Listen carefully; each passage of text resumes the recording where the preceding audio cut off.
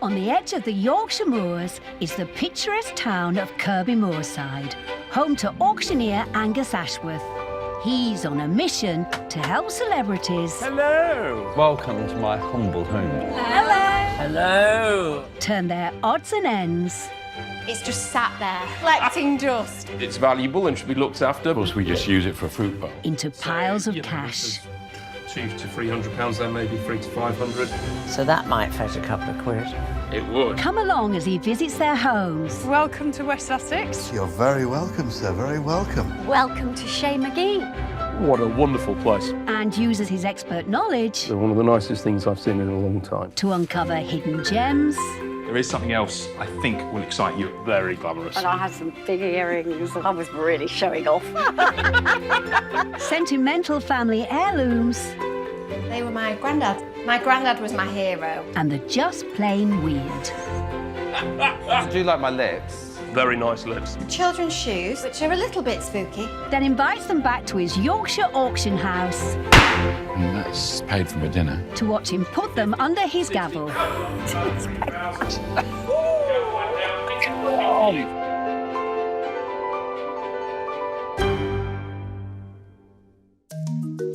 £32 is then at £32. We're all done at 32. Five's it now, £35 anyway. Angus started his auctioneering career at just 16 years old, and he has run the auction house for the last 12 years. So Angus knows hidden treasure when he sees it. A very tricky part of the job is managing people's expectations, and quite often people think that things that are really old are hugely valuable, and that's not always the case. Sometimes there's items that they think are worth pence, and actually they're very valuable pieces. And they're usually quite happy about that. Today he's meeting a celebrity who hopes his bits and bobs will make a good impression on Angus. Right.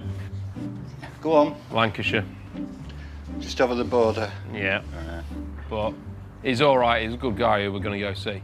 John Coleshaw. It does impressions. He does, yeah. Yeah, he's a really funny guy. He'll be really good. Ah. I think we'll have a right laugh, yeah. He's having a bit of a sort out in his house, got a few things to get rid of. Yeah. Right, I'll let you get packed up and you can follow me on.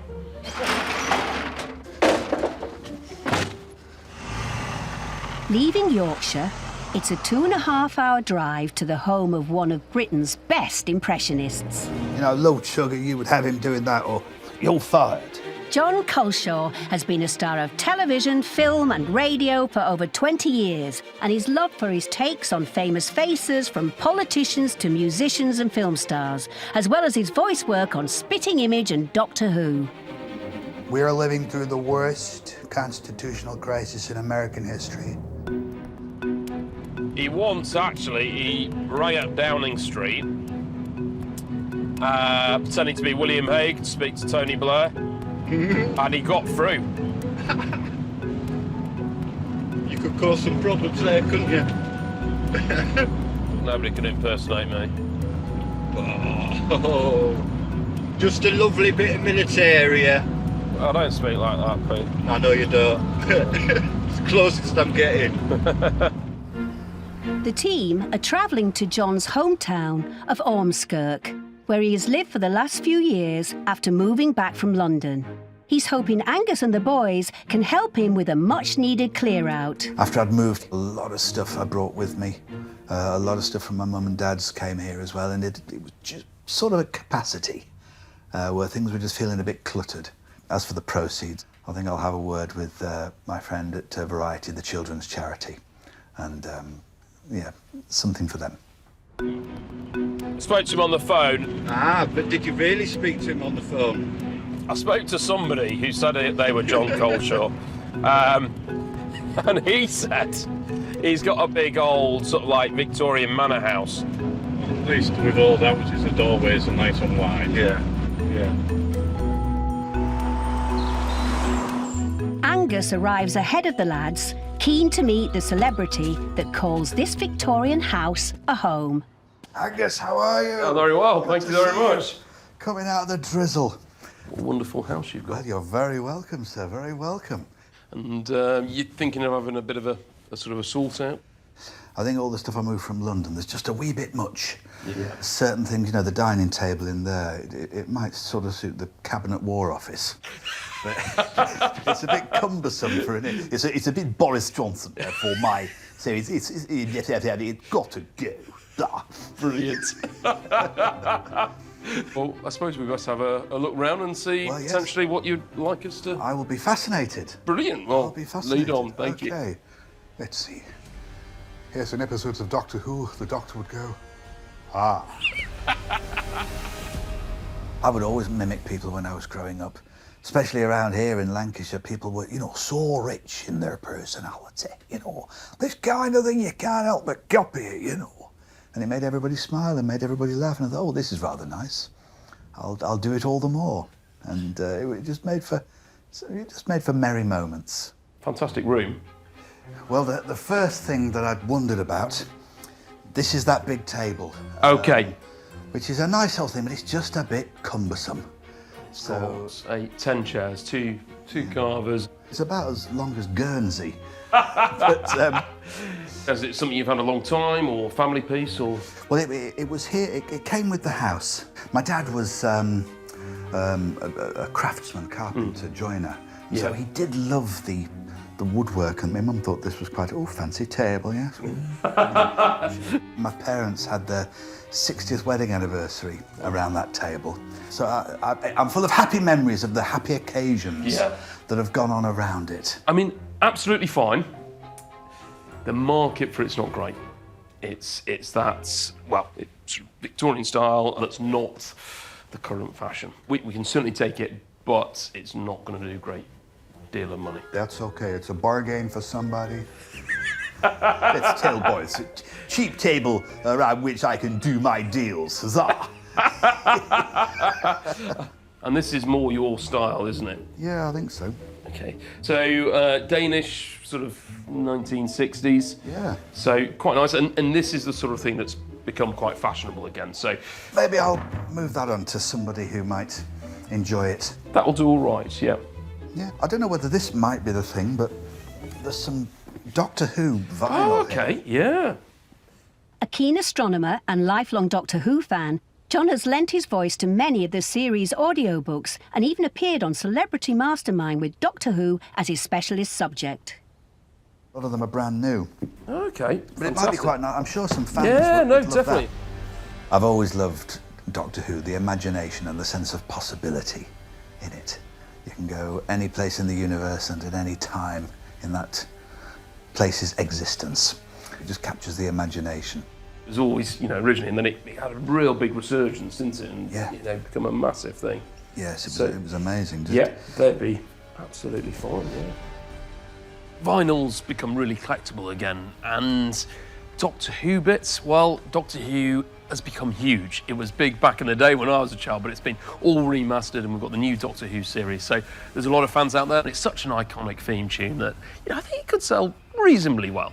Brilliant, fantastic. And there's some other bits in the house? Indeed. Yeah, excellent. Pete and Gary have arrived, and with the boys now on site, it's time for a greeting John Culshaw style. Right, lads. This is the first new stuff we're going to clear out. Thank you so much. Great to see you. I've been informed that the Prime Minister would like to say a very hearty thank you very much for the splendid the way we'll move things on and everything. I'm really first class, absolutely get it here. And the Donald is very, very happy. The Donald is very in awe of these splendid gentlemen who will take everything out of this place, everything out of here, and turn this into the finest Trump casino, steakhouse, and golf course anywhere in Arizona. Lads, this is John Culshaw. Shall we go in? Right, we'll have a look. While the boys get to work at last, John and Angus get back to their tour. I mean, the cellars and the cellars. But yeah, there's all sorts of stuff down here. I should have dusted it. There's certainly a lot of stuff. Oh, is this potentially to go? Yep. Oh, well, you like this? This is the glass. Yep. Sits in clear glass. Sometimes they have a smoked glass, but that's very classic sort of G-plan. These have become really popular in the last sort of 5 years. G-plan is a brand, it's a type of furniture, that sort of 1970s teak. Very symbolic in its style and look, fairly good quality. The coffee table is a great find. What other treasures are hiding in John's cellar? You probably spotted those things in there. I did, yeah. I take it they go out at Christmas in the grounds. They've been in the cellar here for all the 15 years I've been here. You've never had them out? No. Just never got round to it, really. Prices won't be great, but yeah, they're a great bit of fun. Yeah, exactly. We can happily take them. I mean, if they've been sat there for 15 years. They have. I think they need to be seen. I think people need to skip round them joyfully. There's no time for skipping for Pete and Gary as they continue to load the furniture. Anything else? I suggest we go and find out. Yeah.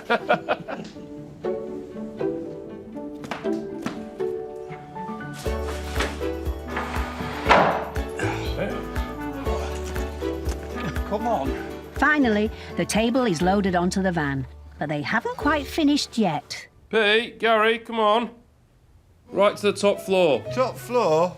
Yeah, come on. Last few bits, come on. They're not a stair lift. I think this is probably the last few bits. Right.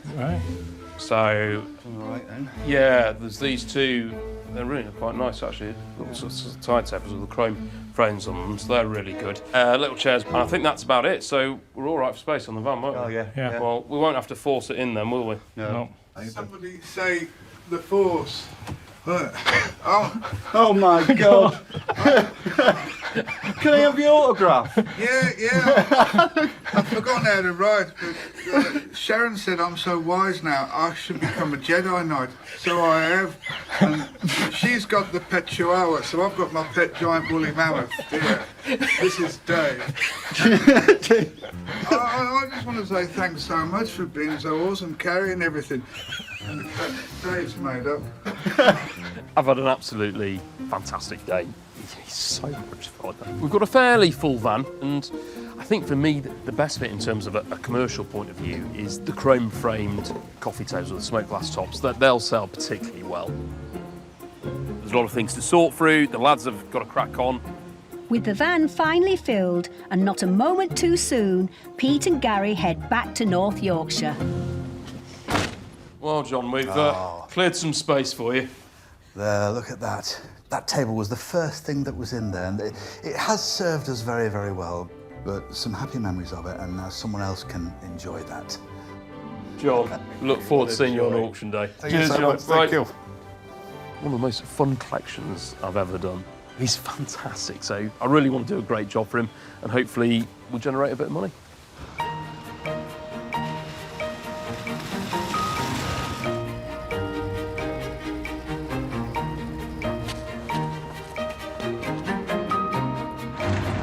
Back in Kirby Moorside, the work begins to prepare John Culshaw's lots for auction.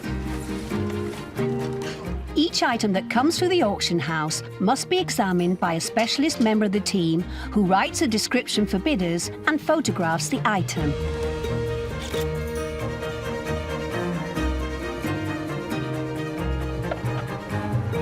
It's flashing. All electrical items must be tested and certified safe for use, a job which today falls to outdoor sales manager Mark and accounts clerk Claire. Oh, I do love Christmas. Yeah, I do actually. Do you? When do you put your Christmas tree up, Mark? That does work. We usually, about mid-December, we put ours up. Oh, I'm first. Yeah. 1st of December, if not earlier, if I can get away with it. Yes, that one works. Once the process is completed, the catalogue is available for potential bidders to view 1 week before the auction. As the staff at Rydale prepare for today's sale, Angus is awaiting his guest of honour. John Colshaw's probably the person I'm most looking forward to having at auction day because he's just brilliant. He's such a talent. We've got a mixture of items from him. I don't think we're going to do fortunes, but, you know, it was about clearing out and thinning out the house and, you know, hopefully we'll manage to do that. Keen to make a good impression, John has arrived early. which is very exciting. Is it? It is, Yeah, it yes. It is. Auctions are so watchable. Yeah. I've been so looking forward to auction day, so full of anticipation, wondering how things are going to do, wondering which new homes all of these items are going to go to. So I'm really looking forward to watching Angus at work. Hopefully we'll get some bids on your items, but... Well, we'll see, no. we'll see. So, I mean, I just don't know. It's not really Christmas time, so I'm not sure how the Christmas lights will fare. Oh, if 40 pence will 40 do. pence? Let's have a reserve of 40 pence for those. I'm just glad of the space, to be honest. So, yeah, no, we've had a bit of interest, and I think it'd be fun. With the auction about to begin, potential bidders have taken their seats in the sales room. There are over 400 lots in today's sale. Helping Angus on the rostrum and keeping an eye on online bids are clerks Emma and Heather, whilst Pete is on porter duty. John's role in today's auction is a spectator, but it looks like some entertainers can't resist a crowd. I've just got to step in here because this fella, what a fantastic auctioneer this young man is. And I'm going to poach him for Dickinson's real deal. Am I allowed to actually have a go at this? Jump in, I'll keep you straight. OK, OK. So there's your gavel. Oh, look at that. So look at that. I don't juggle it like you do. OK, right, auctioneer mode. So we're going to do the right thing. I'm going to try and talk like you, like that lovely Yorkshire lilt, that lovely no nonsense, and then we're going to cost internet bid. Internet bid, £38, £38, £38, 40 pounds. 55. I think 55 now. I think I probably better go and do this properly, otherwise the bidders are going to get very, very irritated indeed. I've turned into a horse racing commentator. That is totally the wrong genre. I will hand you back over to Angus now. What a Bobby Dazzler this fellow is. Get your bids in. That's going to be the real deal. Go on then, sell it. Sell it. £60, there we are. There we go, 55. I'm so sorry. Oh, you know, I'm excellent. so sorry. Thank you very much. Do apologise. Angus might have been impressed with John's skills, but now it's time to show him how it's really done, as John's lots begin. Interesting little lot there, £20 start, Mr. Bowen, Ready to £20. rumble. £20 it now, £20. John has 19 lots in today's sale. First up, the lights that have spent 15 years in his cellar. Will Christmas come early for some lucky bidder? First of all, we've got the Christmas lights, and we can open at £20, 22, Really? £22 Wow. at 22 for the Christmas lights, at 22, 25, 28, 32, 32, 32, 35, 38, 42, £42, at £42 it is, then at 5, 8, £48 at 48 it is, then at 48, 50 at 50 with me, at £50 the gavel is up for the Christmas train at £50. Thank you. Someone was in the festive mood. Next, the reindeer. Lights up reindeer there. I've got £30 bid. £30 at 30 for the deer. At £30, 32, 32, £32 it is, then at £32 at 32. It's not dear, this. £35 at 35 it is, £38. Yes, 40 in the room. £40 at 40 it is, then at 40. 2, 5, 45. 45, 48, 50.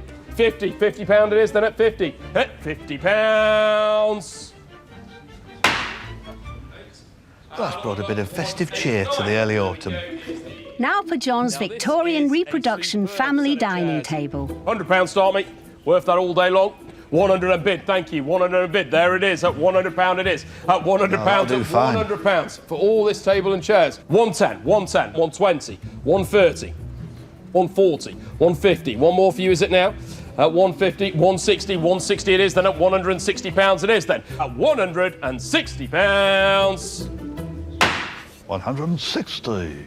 Sold to an online bidder. Next up, Memorabilia and sci-fi fan John's limited edition Hitchhiker's Guide to the Galaxy LPs. There we go. At £200 at 200. Thank you.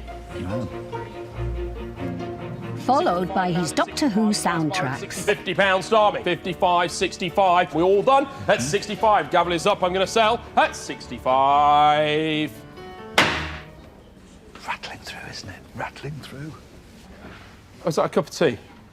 I get well looked after, look. Thank you, Charlotte. Now it's the turn of John's furniture, and he has an interesting mix of styles up for grabs. 34-inch screen, £65.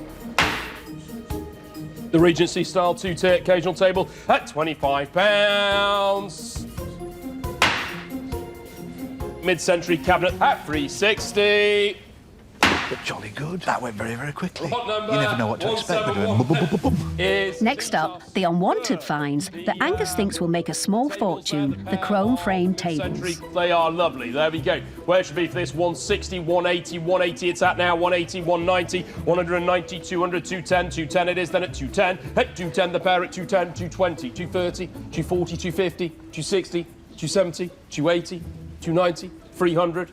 At £300 it is the pair. Any advance? At £300. At £300. At £300 it is then at 300. We're selling at £300. And last up, the G-Plan Astro coffee table, made here in the UK.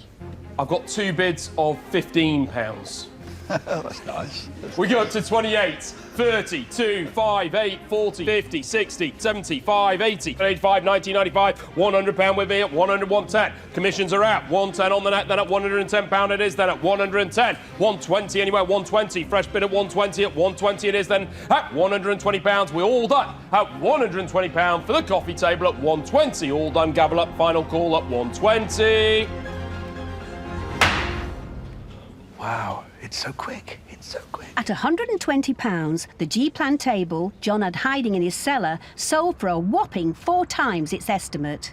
Bravo, sir, bravo. It's so exciting to watch. Yeah, good. It's like a day at the races. It really is. You're on the... It's great sport. It is brilliant sport. No, it's fantastic. You'll be pleased to know your table and chairs, that'll be going to America. It's going to need a big jiffy bag to get that across. So yeah, it's amazing where stuff goes. So that's a lovely part of the story, isn't it? To know that that's going to the States. You never know, do you? You never know. So, would you like to know what you're walking away with? Yes, let's find out. Let's find out what the score is. 1,449. 1,000. Oh, well, that's fantastic. Well, I'll get in touch with the Variety, the children's charity, and they can have that. Oh, well, that is so kind of you to do Not that. at all. And it's so wonderful. As I say, I was looking to move a bit of stuff on, and it's just a perfect way to do it. Brilliant. Brilliant. Well, thank you so much, John. It's been an absolute pleasure. Oh, thanks for letting me have a go as No, well. thank you. Brilliant. Thanks a lot. Take care. All right, all the best. Bye. It's fantastic being at the auction. It's lovely to know that all these various items, they're all going to new homes to start a new life and a new chapter. At the auction house, everyone has their area of expertise. For trainee valuer and cataloguer Harriet, it's vintage and antique jewellery with a special interest in silver. She's the perfect person for today's clearance job. You all right, H? What are you eating? There's a croissant. Is there any left? You've eaten the whole bag? Well, I've got one for you for the van. Because I'll be driving, so I can't eat and drive, can I? Where are we driving? Well, I'm taking for a day out. We're going across the Pennines. Nice. So we're going to go see Catherine Tilsley. Oh, cool. She's on, or was on, Coronation Street. That's right, yep. And Nice. she's done a lot of other stuff. She said she's got some jewellery, so... Great. Thought, you know, take our jewellery person. Me. Yeah, cool. Okay, Come on then, cool. I'll drive. Grand. It's a 2-hour drive to the Soap Stars house. Let's hope they have enough croissants for the journey. Right, H, have you got your passport to get into Lancashire? Oh, border control. Angus and Harriet are heading to Manchester, home to soap star Catherine Tilsley. That would be lovely. Actress, singer, dancer and model, Catherine is a woman of many talents. From the cobbles of Corrie to the glitz of Strictly Ballroom, Catherine is a cherished entertainer and a proud Lancashire lass to boot. So we spent most of last year renovating the house and redecorating. It's the right time now for me to have a bit of a clear out and get sorted and try not to hoard anything.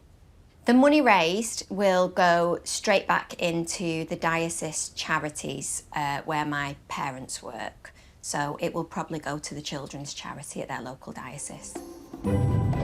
Catherine's keen for Angus to sell some of her jewellery, so Harriet, with her jewellery expertise, is the perfect person to bring along for the ride. Super excited to see what jewellery she's got. I know. I don't know what she'll have, whether it'll be quite modern or, you know, there'll be some antique bits in there.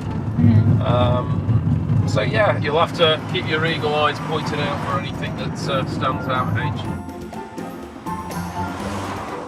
Alright, here we are.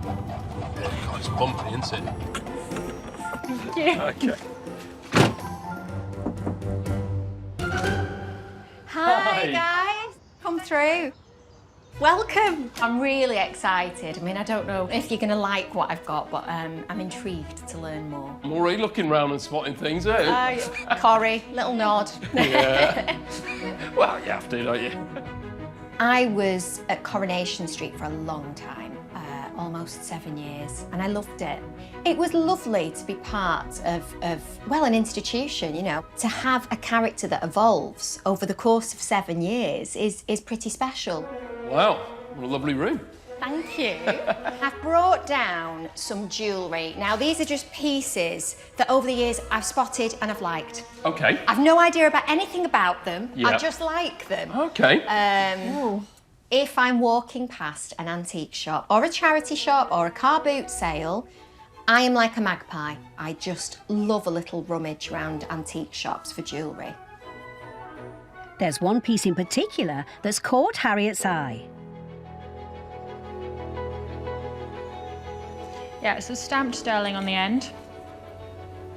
It's a sterling silver. That's lovely. Oh, and a CH. Have you found it? CH. Oh, there we go. There we are. Yeah, a little CH on there. The brooch was made by Yorkshire silversmith Charles Horner. So it's really exciting that we found this Charles Horner brooch. He himself was from West Yorkshire, was really famous for the kind of Art Nouveau style silver and enamel kind of brooches, hat pins. It's a really signature piece of his, so a really lucky find, I think. I love that. I think it's gorgeous, really delicate. They struck gold, or silver, already. That's fairly modern. What we'd have to do is we'd test that to make sure if it's diamond, because obviously that makes quite a big difference. But that's a nice, pretty, yeah, you know, quite elegant little piece. My family are quite religious. Okay. And I believe that this is Stanhope set of rosary beads. So the Stanhope rosary beads were found when my mum was clearing out a friend's place. And we're from a very big Catholic family. A lot of my mum's friends are very Catholic, and we found these rosary beads. I'm pretty sure they're made from bone. So, let's see what the picture is of. A landscape of some sort. Yeah, they're quite collectible. It's probably carved bone. Stanhope, in very basic terms, it's like a magnifying glass with a picture painted on it, and it could be a landscape, a print that's stuck to it. So it's tiny, but when you look through it, you can see this picture. It's just a nice added feature. It takes something relatively ordinary and just lifts it to another level. I mean, there's probably about sort of 100, 150 in total there. Yeah. So. Right, but you know, like some of those I've just picked up at car boots and, you know, for like a £5 and stuff, so... So you're a keen car booter? Oh, I love a car boot. I drive my husband mad, but I end up coming back with more stuff than I went. I'm like, look at this, and he's like, okay. Yeah, I mean, Catherine's got a mixed selection of items, particularly that Charles Horner brooch. I mean, very, very collectible is Charles Horner, so that's a good little gem. But it isn't just jewellery that Catherine wants Angus to cast his expert eye over. Okay, so this is my husband's office. Wonderful, we'll take it all. Take it all. We've got a few bits in here. These children's shoes, which are a little bit spooky, but when I saw them, I hadn't long since had my little boy, and I just thought they were really sweet. They look so uncomfortable. They're tiny, and they're in really good condition, and I had to have them. They're one of my more favourite items, but my husband hates them. He's like, it's creepy old shoes. So yeah, we've come to the conclusion that they're going to go. They're an industrial shoe, they're a worker's shoe, and so a bit like a modern safety shoe today, because they're hard wearing, you know, you had these big wooden soles on them, and then they were shod in metal. And actually little ones like this do sell really well. So these are very much part of your heritage, because these are Lancashire clogs. You know, they're an old thing, you know. These will probably be sort of late Victorian, early Edwardian. They're really quite sweet. In Victorian times, children as young as 8 would have worked in Lancashire cotton mills, cleaning underneath the machinery. I mean, I can see them at sort of 50 to 80, 60 to 80 pounds, and yeah, really quite nice. The information that man's brain holds is amazing. I could listen to him all day. And from social history to family history. Now, I just love this. Open that up for you. So my granddad was my hero. He emigrated to Tasmania when he was younger, and he acquired these bowling balls, these bowls, back then. And unfortunately, we lost my granddad a few years back. So yeah, they were my granddad's. There's some old polish in there and bits and bobs. A lot of my family went over to Australia in the 70s when it was like 40 quid on the boat. Everyone went, why wouldn't you? So everyone went over, and my granddad stayed there for a long time. And we in turn emigrated to Australia when I was a child, and so we had a bit of time out there as well. He acquired the bowling balls over there. It's time for us as a family to let them go, and hopefully to somebody that will use them, somebody that likes to bowl. Fantastic. I mean, they've got the Australian kite mark on it there. And, you know, bowls has become quite popular again. They are quite heavy, and the bag's sort of a Gladstone-style bag. And they do sell. I mean, you wouldn't want to be transporting them back now from... no, you wouldn't. You know, cost you a fortune. That'd be your whole luggage allowance in there, wouldn't it? Yeah. I love some of the items of Catherine's, and it's that personal history about them, but the value. You know, ultimately I've got to make as much money as I can for Catherine, and these aren't necessarily the most valuable of items. So I want to do well for her, but it might be a bit of a challenge. And hopefully that necklace is diamond, because that'll sell well. Angus and Harriet get to work packing Catherine's precious items for transport back to Rydale, where they'll be catalogued ready for auction.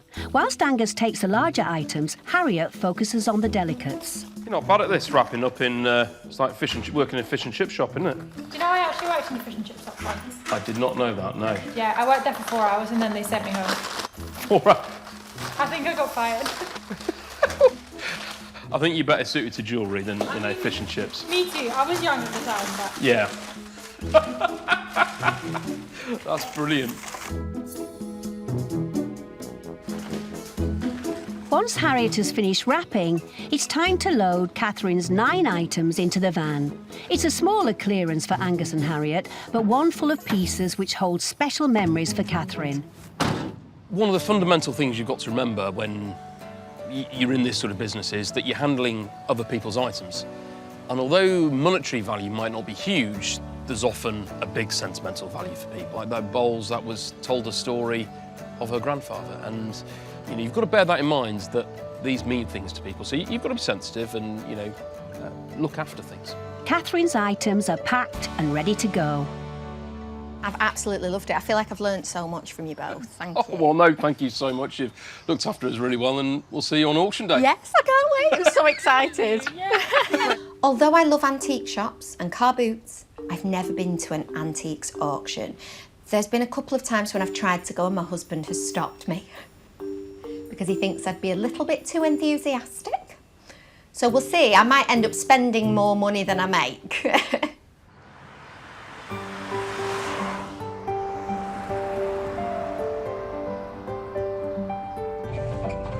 The pair have arrived back at the auction house, and Angus has left Harriet to unload the van as he can't wait a moment longer to find out if the necklace that looks like a diamond is genuine.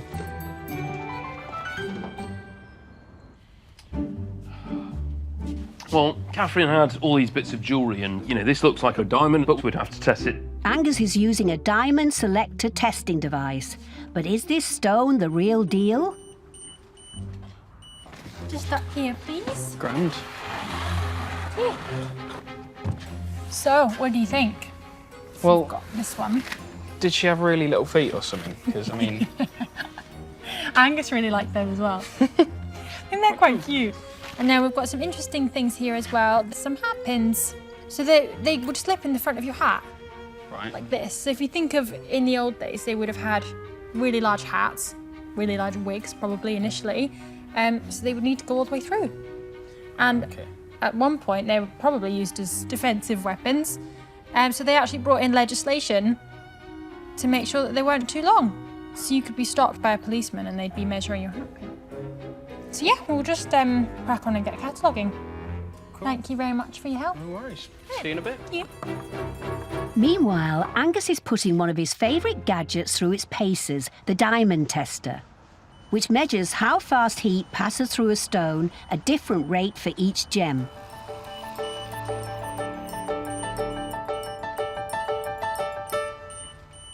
So that's telling us that it's diamond, which is good. This is going to be her most valuable piece that she's got in. A little pendant like that, we're probably looking about sort of 150 to 200.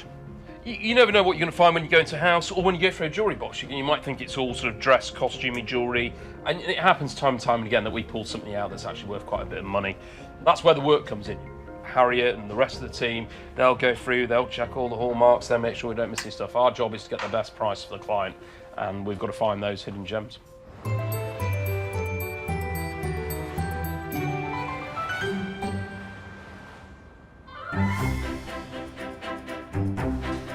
$452 here is really low. On the morning of the auction, Catherine has brought two very special and very excitable people along to see how her items get on, her mum and dad. Nice to meet you. You all right? Hello.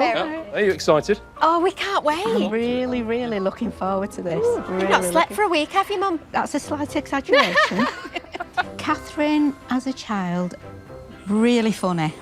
I have to say, she used to have us howling, didn't she, with a sense of humour, and her timing was great, and she wasn't very good at tidying up at all. Never tidied up.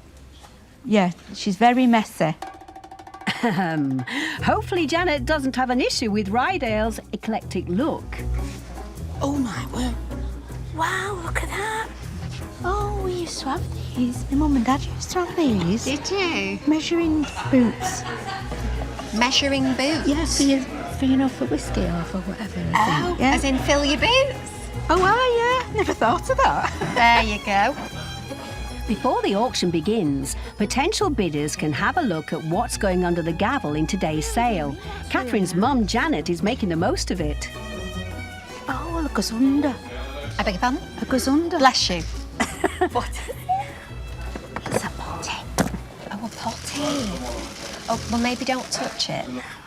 Angus is going to have nothing left to sell the way my mum's going on. Harriet.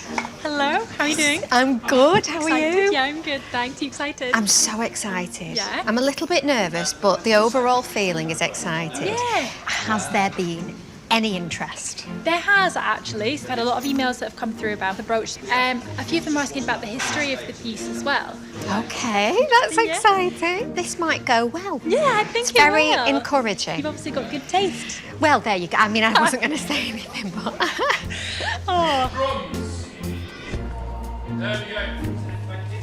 Oh, she's gorgeous. This is the trouble with bringing my parental unit to auction. They're buying everything. Oh, put that. Brilliant. It's like having kids. Yeah, but come in. That one, and the big one. Joining Angus on the rostrum are clerks Emma and Heather to keep an eye on online bids, whilst Harriet is on porter duty. I'm dead nervous. It's time for Catherine's lots to begin. This is real nice. It all came out of a very nice house. Sell it, Angus, sell it. Even if it was in Lancashire. There we go. First up, a tray of Catherine's jewellery. Very nice little mixed up. Including the hat pins and Stanhope rosary beads. I've got two commission bids on this. £32 wrap. At £32 it is now. £32, 32, 35, 38, 40.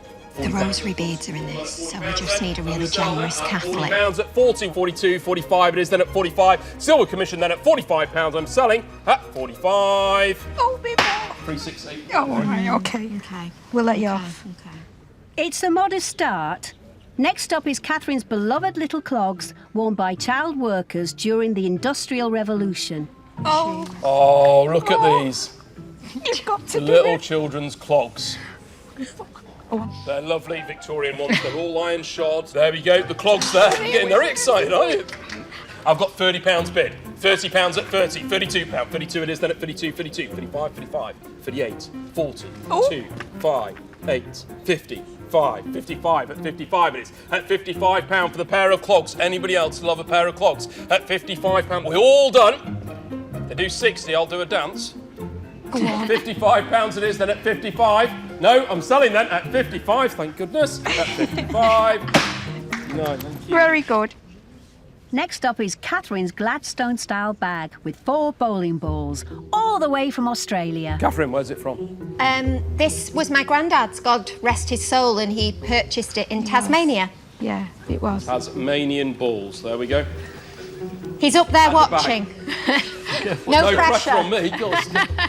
Where should be £20 to get me going 4 bowls and the Gladstone bag at £20. 22 online at £22. 25. We're off now at 25. It is then at £25. Internet bidder, you'd really appreciate this one. At £25 it is then at 25. We're all done at £25 at £25 at 25 at 25. 8. 30. £30 it is then at 30. At £30 it is then at 30. At £30. Thank you so much. Bought by outdoor sales manager and keen bowler, Mark. Thank you very much. You can sit down now. Next up is Catherine's vintage needlework book. £30. A silver salt cellar from her kitchen. Selling that 25.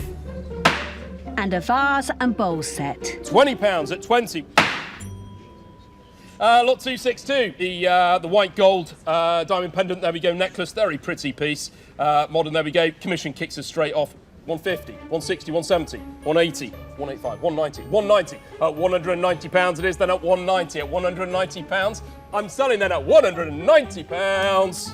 Yes! Thank you. 69. You're getting into this, are you? Finally, it's the turn of Catherine's Charles Horner brooch, and Harriet's got a phone bidder on the line. Lovely thing, got a lot of interest. 42, 45, 48, 48, 50, 55 on the phone, yes. It's going off. 55, 65. Yes. 75. Oh, my word. 80. Oh.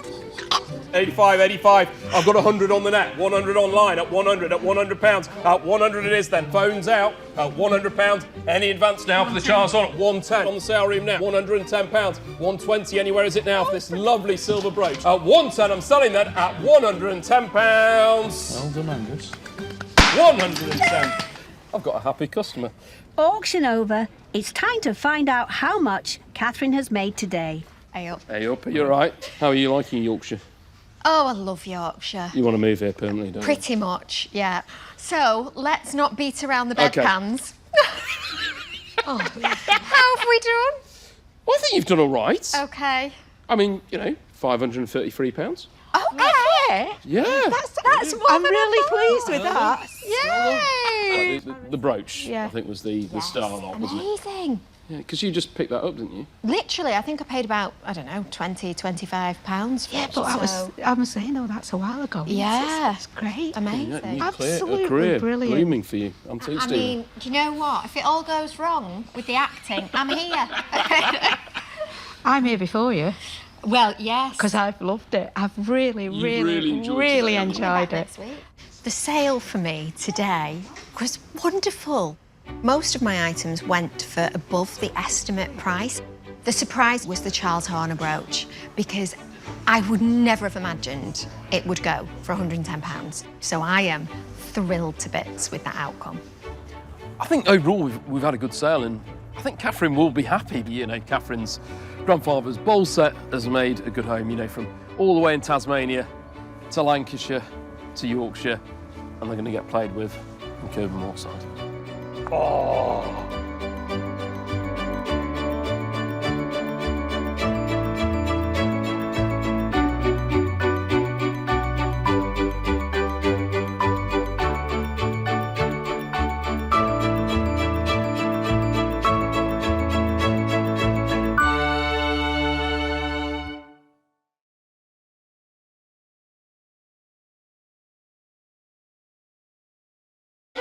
On the edge of the Yorkshire moors is the picturesque town of Kirby Moorside, home to auctioneer Angus Ashworth. 220, 220, 230, 240. He's on a mission to help celebrities. Hello, darling. Hello. Hi. Angus, hello, Annika. come on in. Morning. turn their odds and ends Maybe we should have a look round. If you're ready for this, Yeah. it's a big place. into piles of cash. So do you think they're worth a bob or two? Somebody would give you 10 quid for that. Clearly not you. Who signed it? Yeah. Sarah Baker? Yeah. Worth a fortune.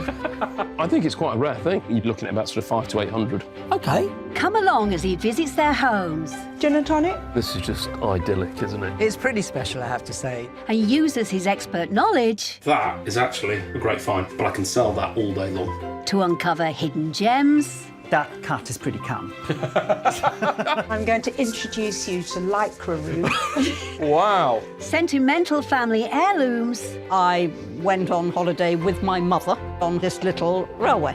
and the just plain weird. No, Anthony said have a nosy in his cupboards, but what on earth? Then invites them back to his Yorkshire Auction House 580, 600 is it now? to watch him put them under his gavel. Oh my God, he's like a magician, isn't he?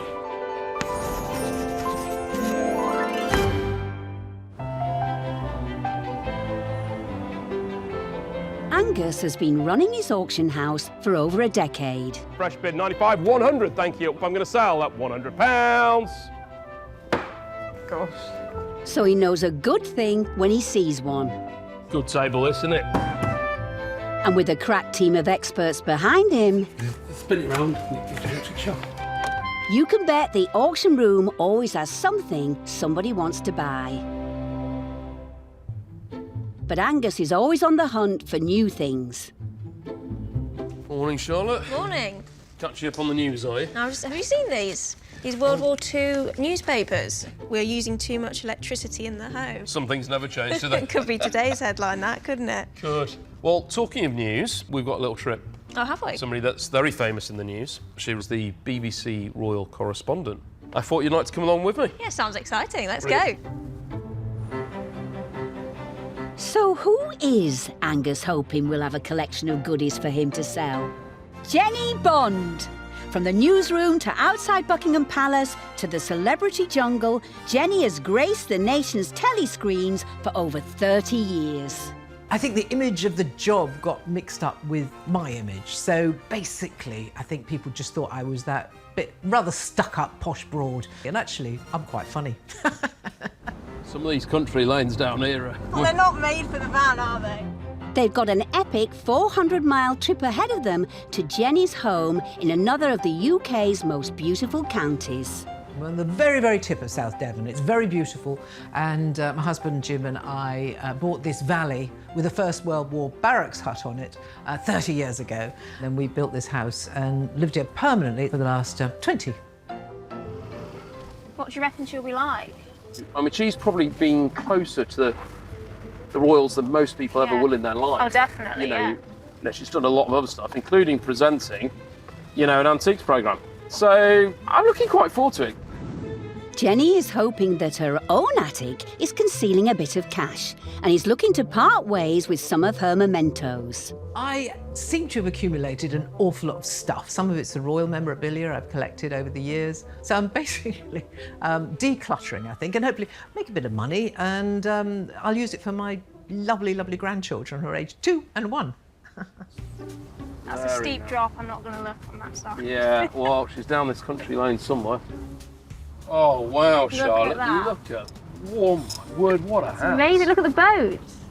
Doesn't look like there's anywhere to get turned down now. That I'm gonna reverse it down. You enjoy the view, I will. and I'll go meet Jenny. Okay, see you in a bit.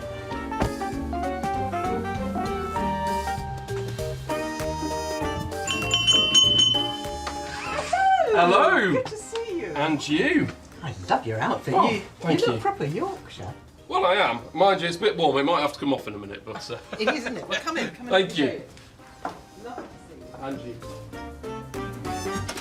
Come and sit down, hey? Thank you. Oh, I mean, this is just idyllic, isn't it? It's pretty special, I have to say, yeah. But what we originally bought was a First World War barracks hut, which was on the lawn behind you. And it was wonderful. The roof would leak, people would spill some wine on the floor, say, doesn't matter. We had the best parties, we absolutely loved it. And then we built a posh new house, and yeah, you take shoes off. I suppose it was nice having that place you could come back to. I mean, you must have been all over the world with your job. I have travelled the world. I hesitate to say with the royal family, sort of in pursuit of the royal family. No, generally invited. I mean, we were the official press, obviously. Yeah, we'd travel the world to some wonderful places. These are obviously sort of memories from your time, and I know these aren't to go, but tell me about some of these. This is the box that was given to me by Diana. Okay. I was there at Kensington Palace and I said, "Oh, ma'am, your legs look great. My legs always look rubbish. What tights do you wear?" And she went to the bedroom and brought me a pair of tights. And I was trying to memorise what they were, like a good reporter, when she said, no, keep them. So I did. And a few days later, a lady in waiting came up and said, "Oh, the princess wants to know how your royal tights are doing." And I said, "Oh my God, I've laddered them. So I wrote her a note and said, "It's with great regret that I have to confess I have in fact laddered my royal tights, but it makes no difference because my legs still didn't look like yours anyway." And then I was told to go to the palace, a phone call, go to the palace, and I was given this box. And I opened it up, and inside there were 7 pairs of these tights.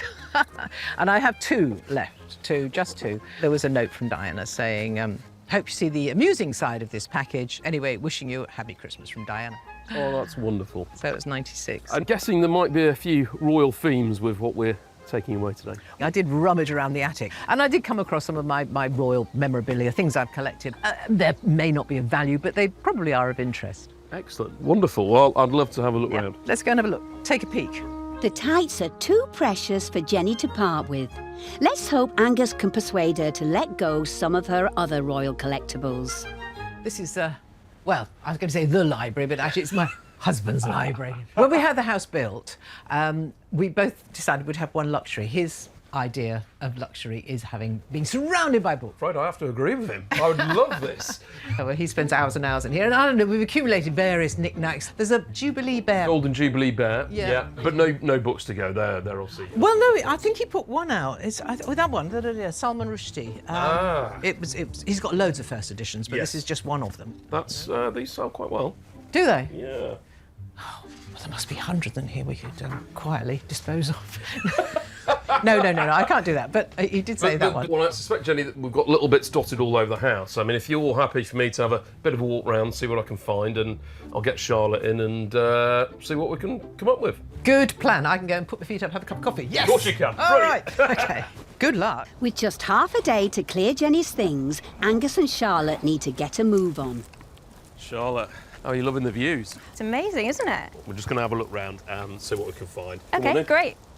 While Angus goes in search of royal collectibles, painting specialist Charlotte is naturally drawn to Jenny's art. It's quite an interesting painting, caught my eye because it's got the subject matter of sort of the coast. It looks to be sort of late 19th, early 20th century. And I think the subject matter is actually smugglers or shipwreckers. It sort of looks to be around the £40 mark, so £30 to £50. There'd have been plenty of smugglers round these parts back then. Ahoy there, Angus! What have you spied? I mean, we couldn't come to Jenny Bond's house and not find some royal memorabilia. What's really interesting I've picked out of here is an old auction catalogue. If you've bought a dress worn by Princess Diana, you want the provenance to go with it, so you keep the catalogue. What's nice, this has got all the prices in it. So this, I presume, was Jenny's, and she went to the sale and commented on Diana's. I mean, look at Diana's dress. Some of her dresses made $45,000 for a dress, $30,000. The 1997 Christie's auction of Diana's dresses raised over $3 million for charity. These catalogues are actually very collectible now. Very glamorous, just like our Jenny. Come to think of it, where is she? It's quite hard to get your footing. This is, 5 acres of wild, wild Devon that has to be tamed in some way or another. Sometimes you'll find me in the pond in a thigh-length rubber waders because somebody's got to clean the pond out. My husband ain't going to do it. I fell in it last year. I was unfortunate, but quite funny. Goodness me. I wonder what a deeper dive into Jenny's career keepsakes will reveal. We've got this lovely menu. I mean, imagine having that as a menu. Luncheon to mark the 40th anniversary of Her Majesty's accession to the throne. It's a scroll which is the menu from the Guildhall lunch in 1992, which was the Queen's Annus Horribilis. That was the year when everything went wrong. And at this point, Windsor Castle had just caught on fire. And she made this poignant speech, which she said, this has been an annus horribilis. So it was a very historic occasion and a very historic lunch. And there's a second menu here too. Jenny has given Charlotte and Angus free rein of her house. That's right, Angus. Shoes off upstairs. House rules. Jenny's very kindly said I can have a route round in her loft, and there's a lot of vinyl records up here, but mostly country and western. My husband had a country music show, and as a result, he collected, it must be 1,000 vinyl records. And they've just been sitting there. I think it's just time to say farewell. They are saleable, but it's a very niche market. And are we best suited for that? I don't know.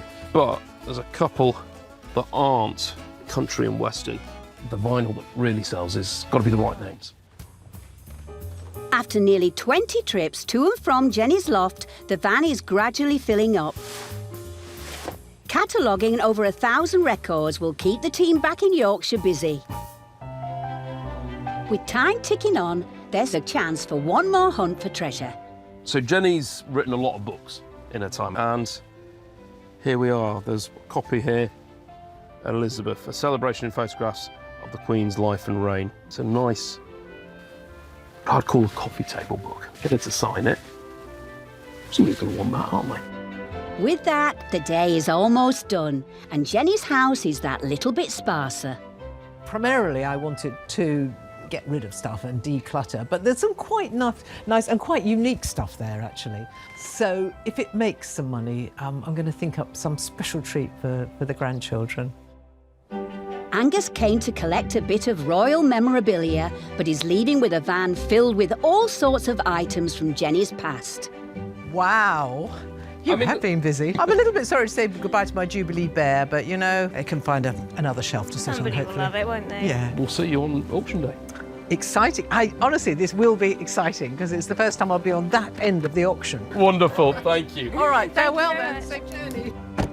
It's not a particularly big job, and I've managed to eke out a book of hers, and she's a little bit embarrassed because she's worried it won't sell on auction day, but I've told her I'm a good auctioneer, so should do all right. Here's hoping there will be plenty of royalists in attendance come auction day.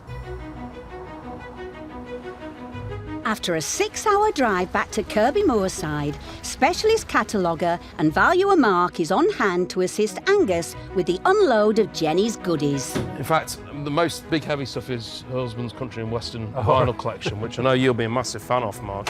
Yeah.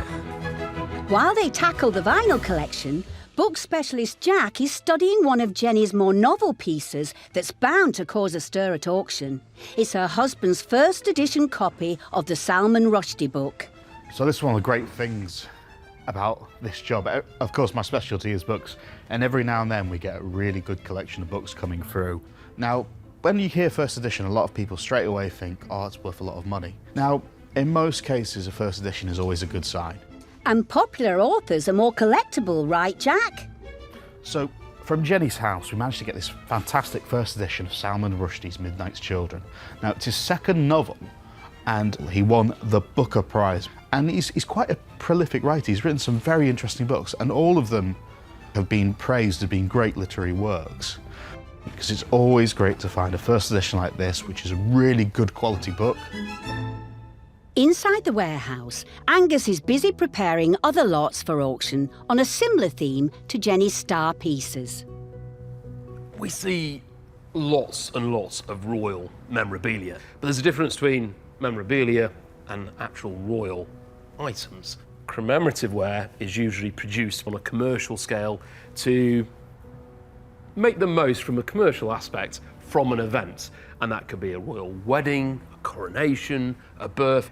If you've got a load of memorabilia to a certain monarch and they pass away, there'll be a small window of increased prices and then it'll settle back down again. The big difference between commemorative ware like this is this wouldn't fetch a great deal. Jenny's menus, they're actually from a meal that was had with royalty. That will have much more of appeal to a collector's audience because you can't just go get another one, can you?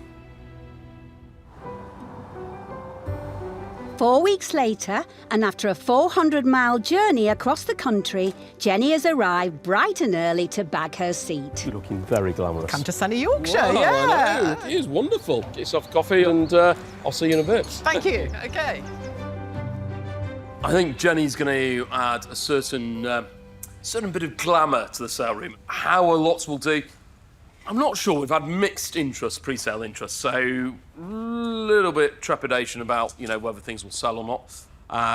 Hopefully there's some royalists out there that, are going to like that sort of thing, but there's one particularly good book that should sell well. But till that moment when the gavel falls, you never know quite what result you're going to get. Lords, ladies, if you'd be so kind as to take your seats, may the auction begin. Jenny has 25 lots in today's sale, and assisting Angus on the rostrum, we have clerks Emma and Heather keeping an eye on online bids, and Gary on porter duties.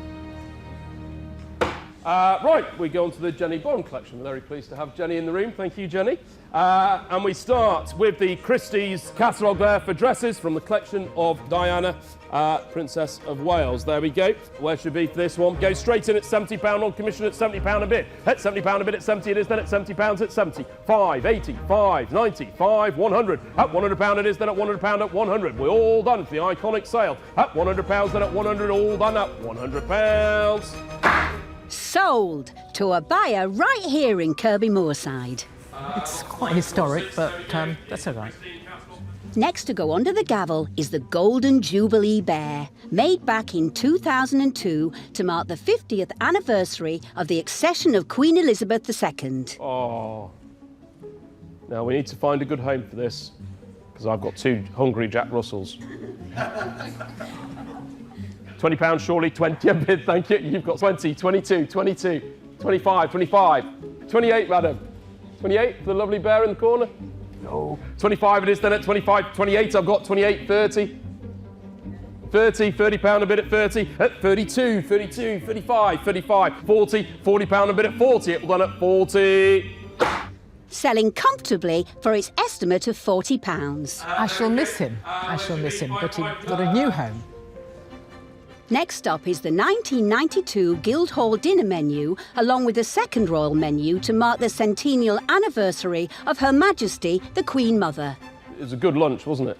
I don't remember. I didn't get much to eat. I had to report on the speech. I had to leave the food and go and report. The menu does look good. I mean, the 40-year-old tawny port, I thought that was quite nice, yeah. 2 commission bids on this. We start at £120. 120 and bid at 120, 130, 140, 150. At 150 it is then. At 150 it is then. At 150 it is then. At 150. We're all done. I'm selling then at £150.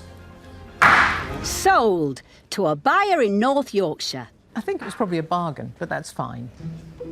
And the next item is a real page-turner. This is your own book, isn't it? You made me put this in. This is really embarrassing. Really embarrassing. I don't mind. I can take it home again, don't worry. I'm sure if somebody in the room bought it, you'd kindly sign it for them. You made me sign it already. It's already signed, but I can personalise it. You can personalise it, yeah. Where should be for it? £20, start me. What did Can you please not embarrass me, because I... 20, thank you very much, madam, at £20 it is, then at 20, at £20. Don't be shy, come on. 22, 22, at 25, 25, 28, 28, 30, 2, 5, 8, 40, 2, 45, 48, 50. One bidder is out. £50 it is then at 50. And one bidder still in. Anybody else want Jenny Bond's book at £50 it is then. At £50 at 50. We're all done at 50. Thank you, well, 56. Thank you. When I collated this, I wanted pictures of a smiling, happy Queen. And so you'll find lots of lovely pictures in there. Up next is Jenny's husband's vinyl collection. 1,100 records have been divided into 5 lots. This first lot is made up of 220 of them. Huge collection of vinyl records. You smiled very nicely at me to take them, didn't you? Yeah.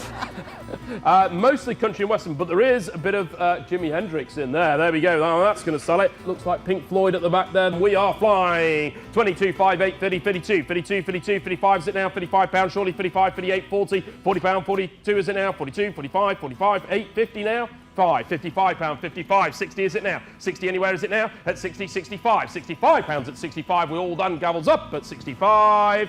Thank you. Yeehaw! And over the next 4 minutes... Done at £48. 42, 960.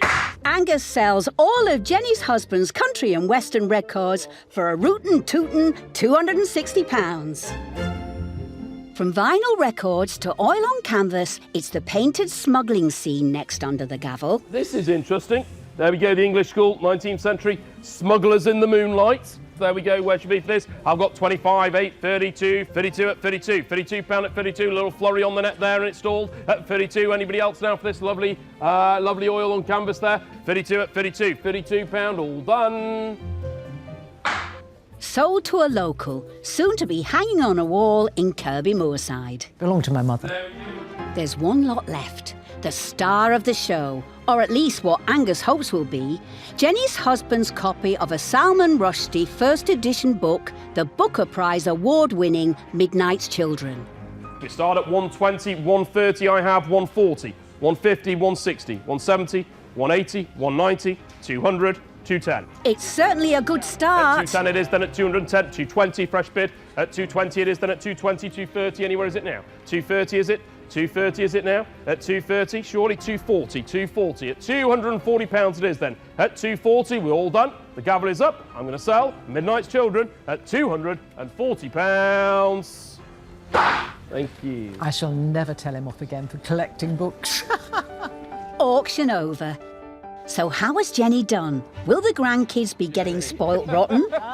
Well done. That was fantastic. Oh, sorry. Well, there was certainly some Jenny fans in there, wasn't there? Yeah, no, it was lovely. People were very charming. I suppose you'd like to know what you'd be taking home. I do, really, because I've sort of vaguely marked it down, but I haven't totted it up. You'll be walking away with £1,742. Really? Yes. That is more than I expected. Thank you. You are most welcome. I'm going to use that on family days out to take the grandkids out. Just a normal day out, I don't know, on a steam train or something, or to the zoo. Yeah. It's a pot of money for grandkids to have lovely days out. Wonderful. Well, I'm sure they'll enjoy it. And you've been an absolute joy, thank you. And you've added a certain glamour to the sale room today. We do our best. The sale room team are kept on their toes as items from all over the world need to be carefully researched and catalogued, ready for the next auction. And it's an endless task for Angus to find the best lots to go under his gavel. Well, I think it's going to be better weather in France, Jack. Oh yeah, I think it is where we're going. It's always nice weather down there. Well, I'm not even taking a jacket. Travel light on a plane. That's my motto. He's had a very interesting job come in, and it's taking him and Valuer Jack across the channel. And you've reliably told me that you know the area really well. So you're going to be my tour guide. Oui, oui, mon plaisir. You'd best swap that flat cap for a berry, Angus. It's an 800-mile journey door to door for Angus and Jack as they head into rural France to meet one of the UK's best-loved actors, Sid Owen. Hitting our screens at just 16 years old, Sid is best known for his starring role in one of the longest-running dramas in British television history, EastEnders. This iconic role has lasted for over 30 years. You know, you're on this massive, stage in front of a lot of people and the biggest show on TV. So, definitely learnt on the job, that's for sure. It's a good way of learning your craft. What most people don't know about Sid is that he's a Francophile and he's had a house in Charente in southwestern France for 20 years. I was actually pretty good at French at school, and I had a restaurant here for years as well. So, I picked up a bit of French, although all my French staff were talking Cockney after about a month, and I'm trying to learn French, and they're talking to me in, like, all right, mate. So it was quite funny. It's just a short drive from Bordeaux Airport to Sid's home in Juignac, a small village nestled in the region of Poitou-Charentes. Well, this is more like it, Jack. Yes. Rural France. This is what you imagine it to be, isn't it? Oh, it's perfect. That slightly rustic countryside, vineyards, nice-looking properties. When I bought the house, I literally didn't look at many properties, I remember. and walked in the garden and was like sort of blown away. And I was like, I've got to have this before I even saw inside. And I just fell in love with it. In the last year, Sid's entered a new chapter in his life. I'm very proud now of being a dad. You know, nothing else really matters now. I never thought I'd say that, you know, the day that, you know, I'm a father, but, you know, I am, and I'm, you know, sort of overwhelmed and chuffed. So after 2 decades, with life setting new priorities for Sid, he's decided to sell. He's moving everything back to the family nest in the UK with fiancée Victoria and their daughter Sky. I'm very sad, obviously, you know, because I think it's actually the longest property that I've ever had. You do sort of grow attached to it. He sounds like he's got some interesting stuff with Sid. And I think, you know, there's a bit of a French flavour to it, you know, that. So I think we've pretty much got free reign of his house. So, yeah, I'm looking forward to it, actually. There are things that I'm like attached to, and I've got some quirky bits which I've had for, you know, many, many years. So if they didn't sell, I wouldn't be disappointed. I think this is it. Look, I think, look. Right. Oh, it's perfect. Oh, my word, look at this. Gorgeous.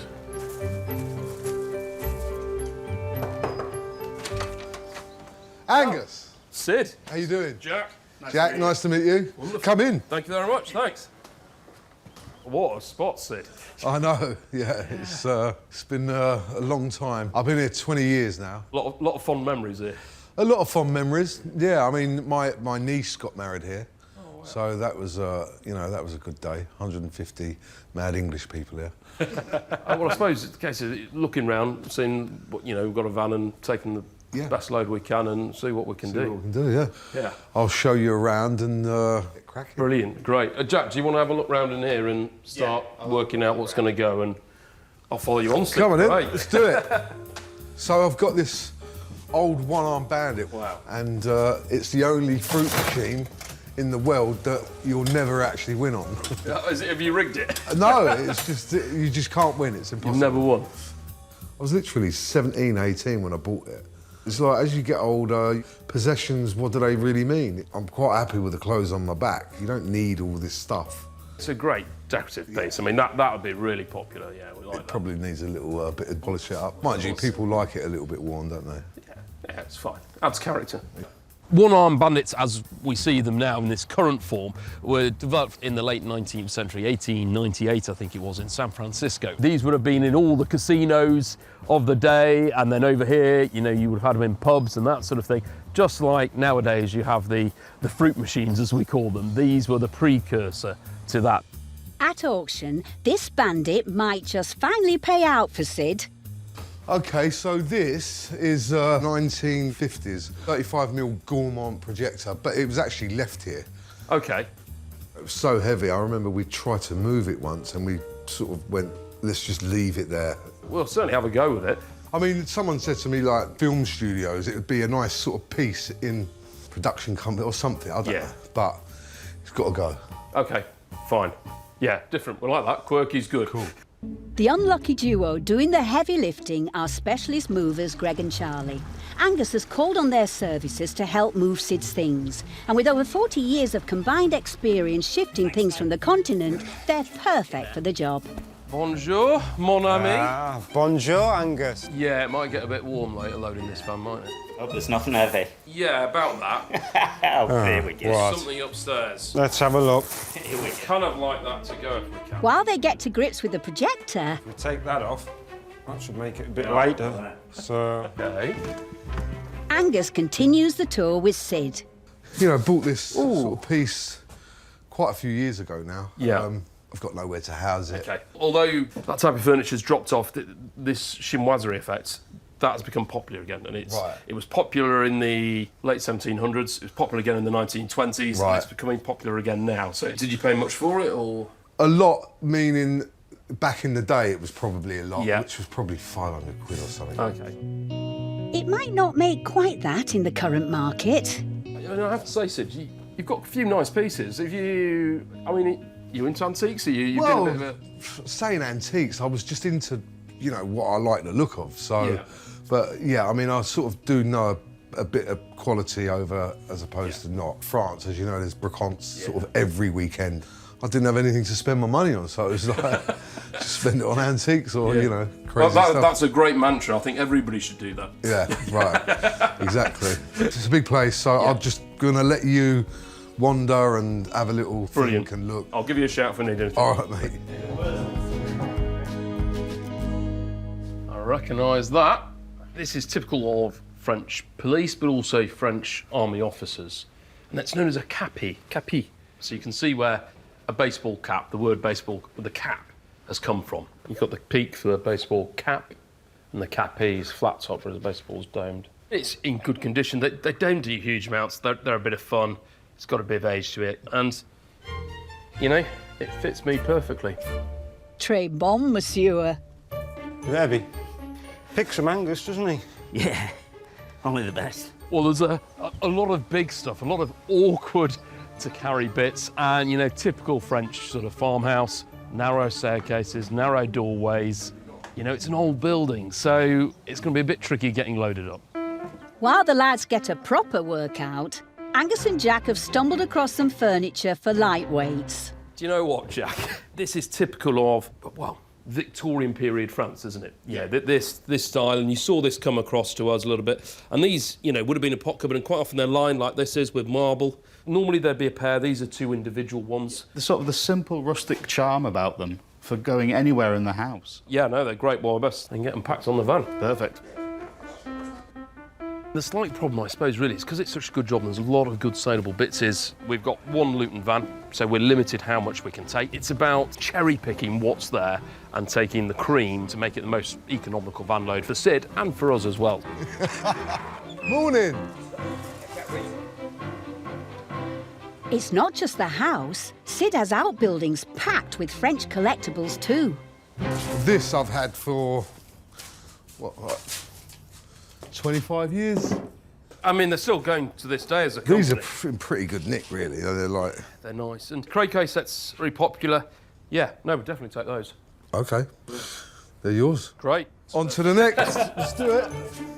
Time is really against us. You know, the lads on the van, they need to get back and catch a ferry and get back to England and the sail room. And, you know, me and Jack have got a flight to catch, you know, back to Yorkshire. And we don't want to miss that, so we're going to have to get a move on. Lugging a huge Dirty Harry pinball machine through the farmhouse isn't going to speed things up, that's for sure. This pinball machine is fantastic. It's made for the French market rather than the English market. 1, 2, 3. But we can soon get the plug converted so it at least work in the UK. So what, it's heavier than you think, isn't it? Certainly is. You know, even I remember as a kid at the cinema, they had a whole arcade section. And it was a big thing. People didn't have the computers and things at home, and to go to the arcade and the new issue coming in, and it was this pinball machine for this movie. Everybody wanted to play it. I think it'll do very well at auction. You know, it's going to be very desirable. They don't come up very often. With the van almost full, Angus has time for one last look around. I mean, the lovely thing about this is we're in a traditional French sort of farmhouse. What's nice is to see some of the things you'd expect to see. And this is a classic French enamel stove. The first cast iron stove was manufactured in the 1640s. 100 years later, a more efficient stove was invented by Benjamin Franklin, one of America's founding fathers. His stove used less fuel and generated more heat. So clever was his design, it's just as usable today. You know, if you go back to the days when, you know, everything was run off that. You know, you could cook on there, you could have a kettle on there. It would also heat the room. I mean, this one isn't ancient, maybe 30, 40 years, but the style hasn't changed from the Victorian period. You know, this is how they would have been made in the late 1800s, right through. And it's very typical French design. You come to this beautiful area, you want to take something that's local to the area back. I've really enjoyed this job. After 6 hours of hard work, over 20 years of Sid's memories now fill the van. It feels good, actually. It's like done and dusted. As I say, it's like a new chapter, onwards and upwards. I'm into buying baby toys now, not furniture. So sort of strange probably seeing it empty because it probably hasn't been empty for 20 years. I know there's still bits here. Yeah, most of the good stuff's gone. Well, we'll see you up in auction and we'll hit the road, Jack. Right, well, thanks a lot, guys, and safe journey back. Obviously now, sort of being a dad, it's I want the auction to go well because now I'm thinking about what, you know, to do with baby, get her set up properly and have some nice holidays as well. We've got some good stuff on that job, Jack, you know. There's some really interesting pieces. I think maybe his expectations on a few of the prices might be a little bit high. I mean, obviously he's bought everything retail and, you know, we're selling at auction, so it doesn't always quite translate that. Back from Sid's, the team wastes no time in unpacking his things. And Mark is ready and waiting. Quite nice. Yeah. They do quite well, these, you know. Yeah, I mean, obviously it's a French one. Yeah. Plug adapter on it, get it fired up. We need some euros rather than pounds. Right. Inside the auction house, Angus's mum Caroline and valuer Nick are taking a closer peek at one of Sid's most treasured items. Give it a whirl. Give it a spin. Gosh, Split the winnings if there's anything in it. Don't hold your breath, guys. It hasn't paid out in over 30 years. You wait, it'll be jackpot. Nothing. A plum, cherry and a lemon. Have you played this before, Mark? Never, no. What about you? I think I have actually, but I don't think I played by the rules. Meanwhile, Mark and Charlotte are really hard at work researching Sid's croquet set. Believe it or not, this was the first Olympic sport that females were allowed to compete in. Of course he knew that. Mark knows everything. So it was 1900s Olympic Games. Not sure the way I'm going that I'll could be playing represent this the country in in the Olympics. Right, whoever gets it through this one's the winner, Oh, Mark. go on then. So I'll give you that, that's a winner. I think that's done. it, isn't it? Guess what your prize is? Finishing off that catalogue. Mark. I know. Meanie.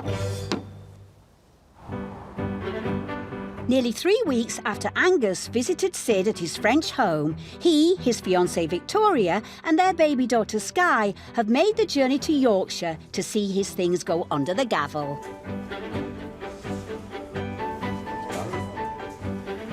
Who's this? You know, they're only possessions. Don't mean anything. This little thing means more.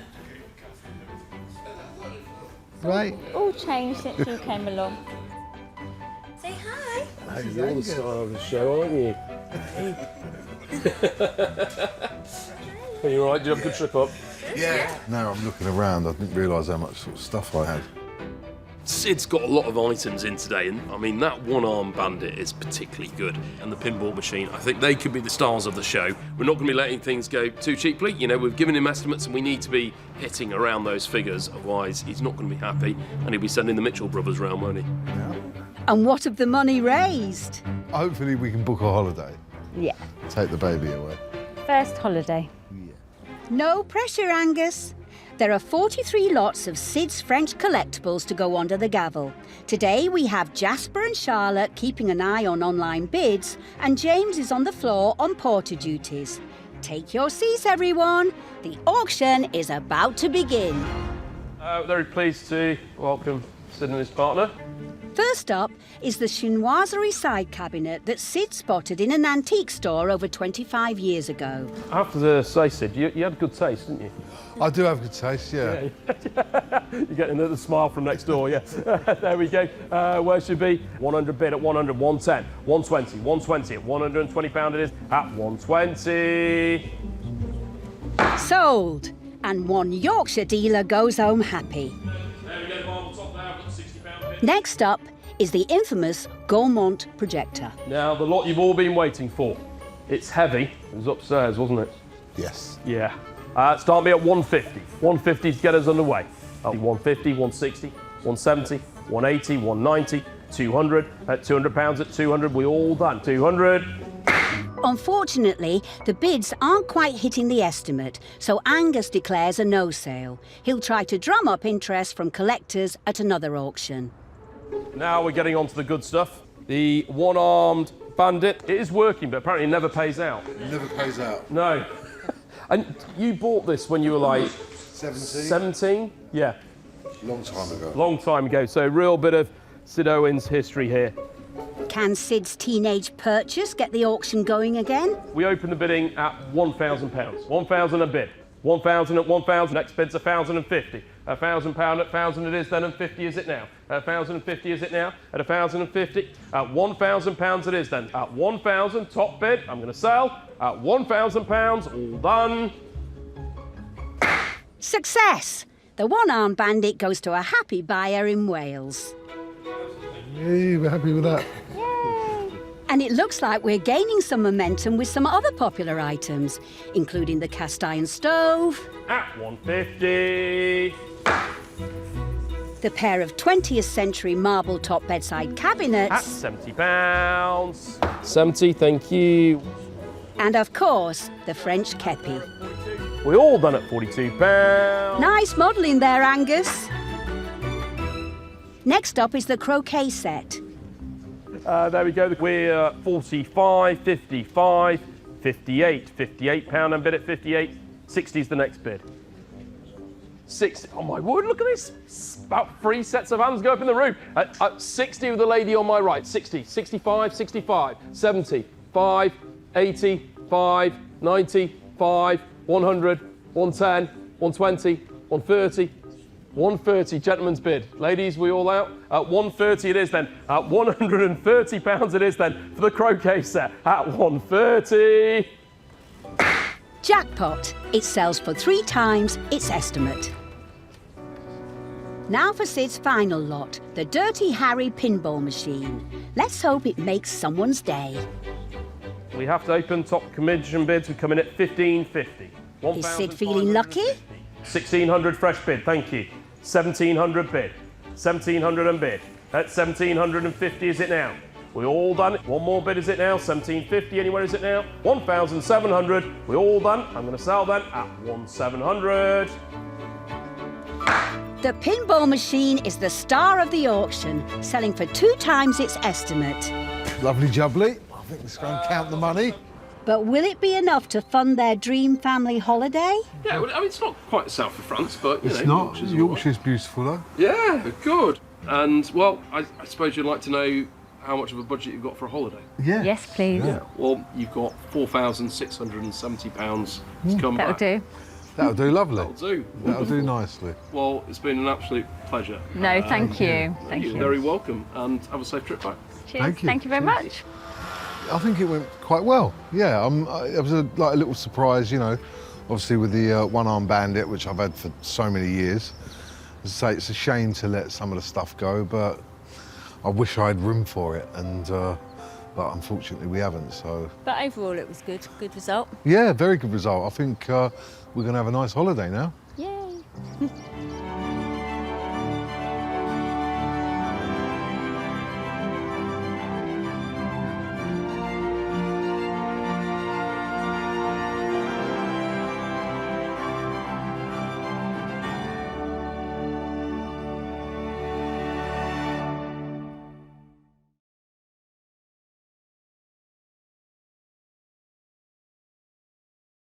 On the edge of the Yorkshire moors is the picturesque town of Kirby Moorside, home to auctioneer Angus Ashworth. Now, this is a good thing. I know a lot of you in here own Ferraris. He's on a mission to help celebrities. Welcome to Pal Towers. Blimey, that was a knock. Nice to see you. And Come you. on in. Hello. Turn prized possessions collected over their lives And these are potentially to go, are they? Yeah, absolutely. So that's a bit weird. into piles of cash. If we auction this, we're going to go halves on the profit. Come along as he visits their homes. Basically, my home is your home. Anything that doesn't fix cars can go. You can assure me you're actually an auctioneer. This isn't some weird burglary or something. And uses his expert knowledge If this is right, this could be something very special. to uncover hidden gems, The table at the back, I like more than anything else. Yeah. sentimental family heirlooms, This is a problem when your mum and dad keep everything. and the super strange. So, how do you have Houdini's sack? Then invites them back to his Yorkshire Auction House, where he sells their unwanted treasures 1800 for Lawrence's pumpkin. and makes them lots and lots of money. Yes! Thank you very much indeed.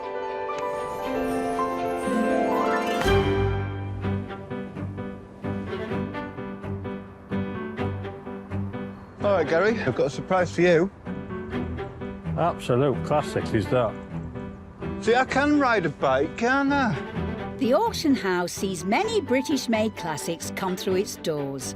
Refined, almost perfectly collectibles that just get better with age. A bit like the gentleman Angus is off to see today. Right, Angus? Very well, yeah. Just checking an address. I've got a bit of a long drive. Oh, where are you going to? I'm going down to the Cotswolds. I'm quite excited, actually, because I'm going to Lawrence Llewellyn-Bowen's house. Yes, Lawrence Llewellyn-Bowen, the king of interior design. Known for his flamboyant personality and maximalist tastes, Lawrence shot to stardom in the 90s with the BBC home makeover show Changing Rooms. He has since appeared in countless TV shows, educating the nation on how to banish the beige. I am Lawrence Llewellyn-Bowen. Yes, I am that bloke off the telly. Weirdly, I'm still here. You really want to go, don't you? Yeah, I do. Go on then, Jack. Let's get in the van. It's a 200-mile journey south to Lawrence's home in Gloucestershire. Lawrence Llewellyn-Bowen. He'd be an interesting character to meet. See what he's like in real life. But I'm interested to see his house. I'm really looking forward to it. Might give me some inspiration for my 1970s bungalow a little. Yeah. How's this for inspiration, Angus? Lawrence's home is a 16th century Grade II listed manor house. We moved to this house in the Cotswolds in 2007. So, 16 years, 17 years, something like that. Your Earth years all run together as far as I'm concerned. Now, it very much operates as a homestead. Both our daughters are back home with husbands and with 3 grandchildren. So I came up with the idea of subdividing the house and for me and Jackie to live in this bit, the old bit. This house is absolutely stuffed to the gunnels with stuff. And I felt it was rather nice to bring in Angus. Oh my God, is that it? That's it. That's his house. Look at that. Oh, I'm in love already. We have got to get rid of things. This is a bit of a toe in the water. I've got a horrible feeling that we're going to get a taste for it and end up emptying the house and suddenly waking up minimalists, which is perhaps my worst nightmare.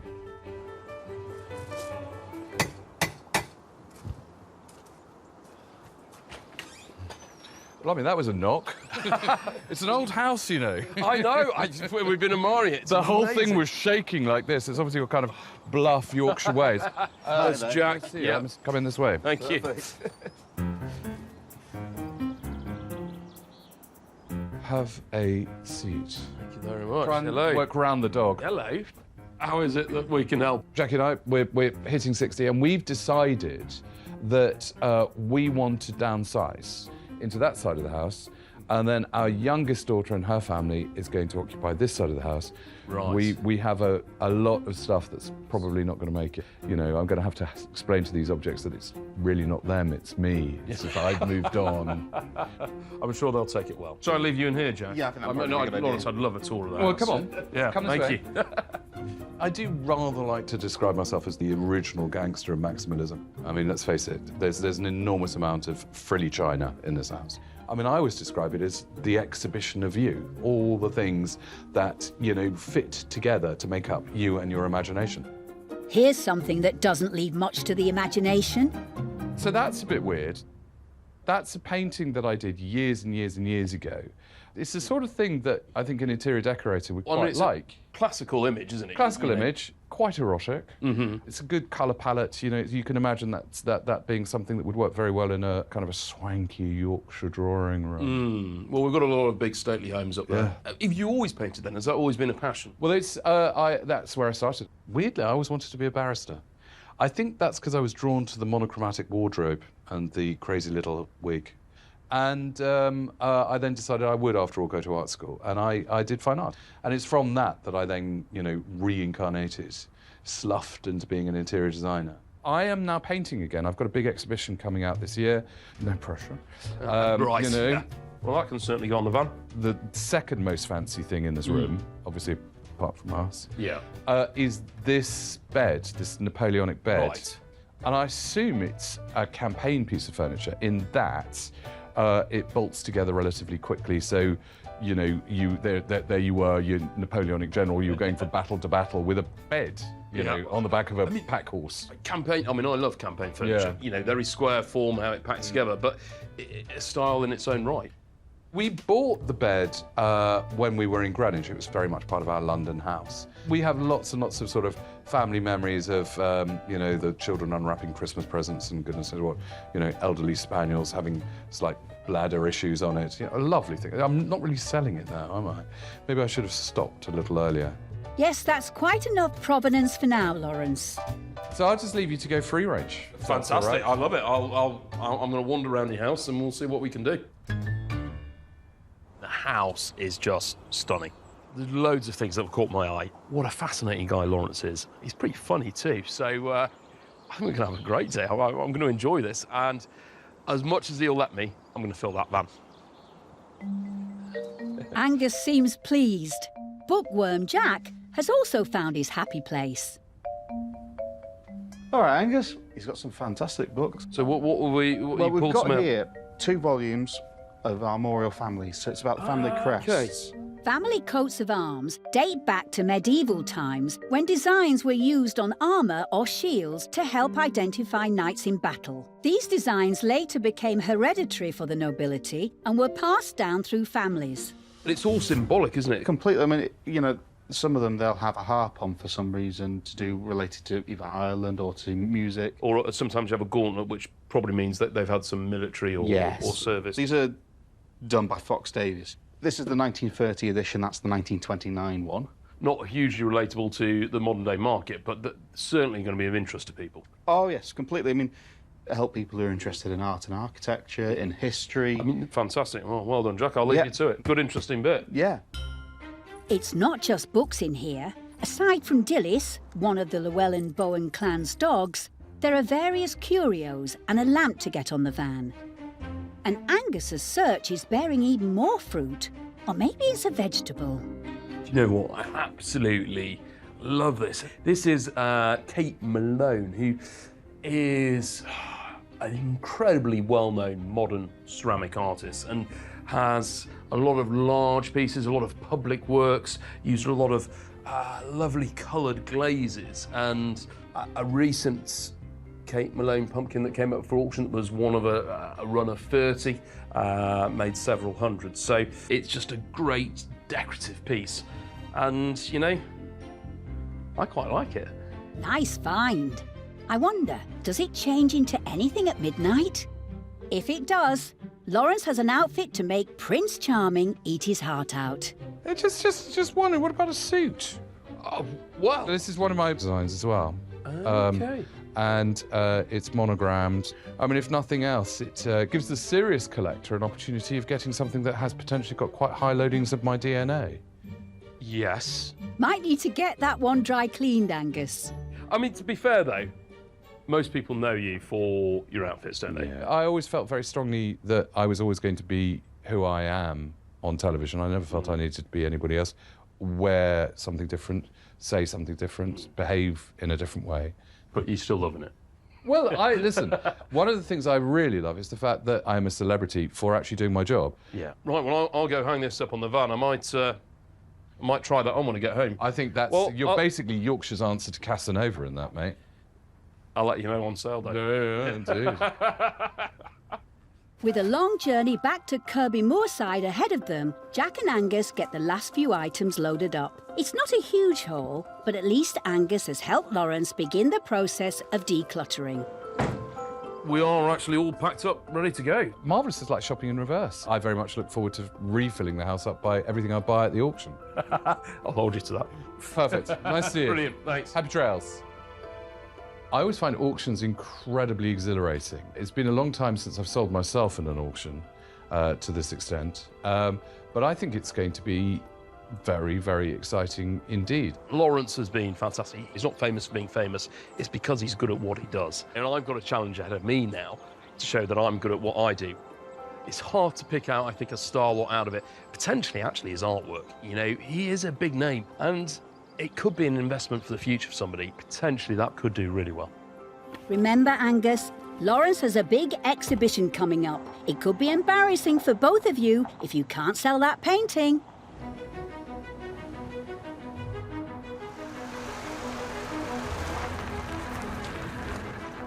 Oh, fresh air. It is melting in that van. After his long, hot drive back from Gloucestershire, expert art valuer Charlotte is on hand to help Angus unload Lawrence's things. There is something on it that you quite like, because you did history of art. I did, yeah. He started painting again, but this is one of his earlier works. Let's have a look. Oh, wow. It was entitled Dreamer. Dreamer, okay. And she looks like she's in a dream, doesn't she? She does, yeah. Fast asleep. There's no time for snoozing today, as there's work to be done. Over the next 2 weeks, everything will need to be researched, photographed and entered into the auction catalogue to attract as many bidders from around the world as possible. So, Lawrence was sold this as a campaign bed, but this to me, it doesn't look like the kind of stuff that you can knock down, does it? Sale room manager Jeremy has called in specialist valuer and French furniture expert Chris to help him debunk Lawrence's campaign bed theory. I mean, you spend a lot of time in France. Yes. So what would you say if you saw that bed? I would say that's a French Empire-style kind of bed ends, basically. Classic, isn't it? Yeah. Yeah, absolute classic, yeah. Not a campaign bed per se, but a bed made in the French Empire style that flourished in the first 15 years of 19th century France during the rule of Napoleon. Well, I think we'll get it away, though, because the people do like them. It's just a bit different, aren't they? It is, and like I say, it's got style. There's something to it, you know, without being overboard. Great. All right, I'll We'll see see you how it too. goes. All right, All cheers, right, Jeremy. thanks a lot. Thank you. But there was more to this job than art and furniture. This is beautiful. There's antique collectibles too. I love cloisonné-ware. It's an intricate pattern of metalware that's then flooded with enamels to create this beautiful piece. Cloisonné-ware has been around a long time. There's early bits that date back to the ancient Egyptians, early civilization. But it was the Chinese that really mastered it. However, Lawrence's has been prone to damage. We can see along the bottom here, it's got all corroded. This probably dates from the early parts of the 20th century. It's a lovely piece. It's most probably Chinese in its origin. And even with the damage at the bottom, I think it's still a nice piece. Lawrence has made the journey up to Kirby Moorside to see his things go under the gavel. Morning. Look at you. Well, I thought I'd make a sort of LLB effort. You look like a squire for hire. Are you looking forward to it, Lawrence? Well, I mean, I've never sold my goods and chattels in such a public way before. I'm sure you'll be fine. While we're here, we'll just get you to give us some vision on the interiors of these. Delighted to, absolutely delighted to. And you can get mates rates, £47,000. That's fine. Right. He's joking, folks. I'm sure he is. It's sort of a little bit exciting. It's a bit like having a flutter on the GGs. In fact, I don't do much gambling, but the last time I felt this giddy, I think I would put it all on red in Monte Carlo. If today's clutter does well, then it may very well be the first of many auctions with Angus. I think I'm under the microscope here. I think Lawrence is judging me. Can I do a good job? Can his things sell well at auction? I hope so, because I want to go back to his house. Hopefully, he's going to be going away happy, and I'm going to be looking a bit more stylish. That was my Lawrence impression. It's time for Angus to show Lawrence what he can do. Jasper and Jack will be overseeing today's internet bids, and Sam is in charge of portering duties. As everyone settles into their seats, Angus is ready and waiting to start the auction. Here we go, we're on to this fantastic collection. Come out of one of the finest houses I've ever been in on this job. It was gorgeous, absolutely gorgeous. Interiors were pretty good as well, actually. Shucks. First up, it's Lawrence's suit. But I'm quite chuffed because it fits me like a glove, this jacket. It does, it's got 5 legs. Right, here we go. Come on. You should buy it. Come on, here it goes. Oh, my goodness me. There you go. Do you often strip off? Yes, quite regularly. He works hard for his commission, doesn't he? I do. Look at that! Look at that! So, you know. It's magic. Right, where should be for the LLB suit? £50 start me for the LLB suit. 50 I'm bid at £50 at 50 it is then at £50 it is then 5, 60 is it now? There's an online bidder, and in the room, Chris looks keen too. At 55, 60 at £60 at 65, 70 is it now at 70. Well, all the staff are going to have a go now. Oh, there we go. Ooh, can you go on and do it up? Literally everyone that puts it on looks amazing. Yeah, it's like a magic jacket. It is a fits magic anyone. jacket. At 75 I'm bid at 75 it is then at 75, 80 pounds it is, 80 it is then at 80 pounds it is then. We're all done for the suit at 80 pounds. I'd say you're going to wear that on your next date, that, Chris, you'll be all right. He looks great. Yeah, at 80 pounds. At 80 I'm going to sell it, 80. Looks like Lawrence will be leaving some of his sartorial elegance here in Yorkshire. It's nice to know it's being released into the wild and used by gentlemen that really need it. Next up, something less decadent, but still très chic. Lawrence's bet. Yes. It can tell a few tales. Yeah. £50 start me. 50. Oh, 50 straight in at £50 it is, then at £50 at 50 at 50. Surely, ladies and gentlemen, for Lawrence's bed. Imagine the role playing you can do.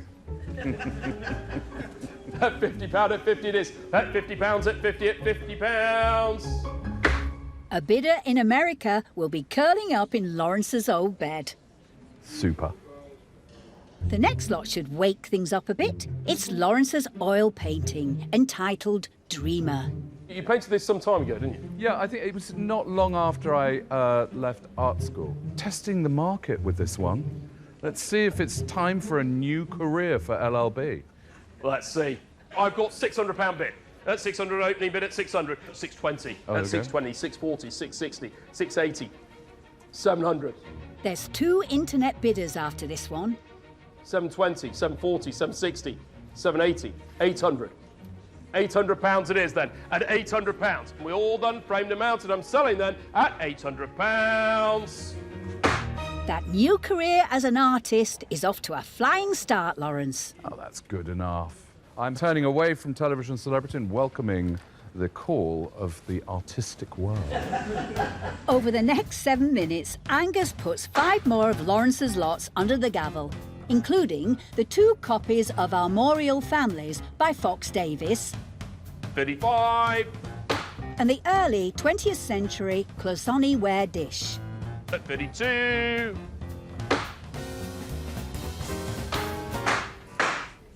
Isn't this exciting? I can see why you lot come back every day. Now last, but certainly not least, it's the giant ceramic pumpkin by Kate Malone. Oh, this is actually something very special. 400 a bid. At 420, 440, 460, 463 of you bidding. 480, that's settled it. 500 for pumpkin. 500 bid. 540, 580, 600, 640, 680. Was this a gift from her to you? It was, yeah. Yeah. 720, 760. You might want to get a few more vegetables off her. 800, 900, 1,000 bid. There's a flurry of bids from 2 online bidders desperate for that pumpkin. 1,700, 1,800 for Lawrence's pumpkin. 1,900, 2,000. Who knew? 2-1, 2-2, 2-3, 2-4, 2-5, 2-6. Are you sure you've got this right? 2-650. You better believe it, Lawrence, and it's still climbing. 2-9. I could buy a whole field of pumpkins now. 3,000. 3,100. At £3,100. We all done? 3,200. Any more? 3,300. At £3,300. We all done. The gavel is up. I'm selling at 3,300. Oh, well done, you. Did all right, didn't it? Yeah, did very well indeed. Looks like Angus has made the good impression he was hoping for. All of Lawrence's items have sold, freeing up some space for his downsizing plans at home. But how much will he be taking home today? That's if his adoring fans let him leave Yorkshire. Look at you. You're like some kind of superhero of the... You're gavel man. You literally, you milked that room dry, sir. Well, I tried. I suppose, though, the surprise of the day, pumpkins is where it's at. Well, I mean, yes, it did turn out to be very, very sought after, didn't it? Well, it's been an absolute pleasure, and I Thank you very suppose much. you'd like to know how much money you're taking home. Go on then. Well, you'll be taking home £4,293. Well, that's amazing. I mean, you really have you worked hard to raise that. Very well. Thank you very much. And that would buy me a new pair of trousers to replace the suit that I've just sold for £70. Overall, we had some fantastic results. I mean, the pumpkin, that was an exceptional price. And I think he's happy. I think we persuaded him auction's the best way to go when he's selling his items, and well, hopefully he'll think I'm the right auctioneer for the job. I'm feeling somewhat giddy. I'm on quite a high. Who knew that selling off your goods and chattels could be quite so exciting? Angus is such a showman. The way that he throws the gavel around like it was a cocktail, for goodness sake. And the cravat is definitely a step in the right direction.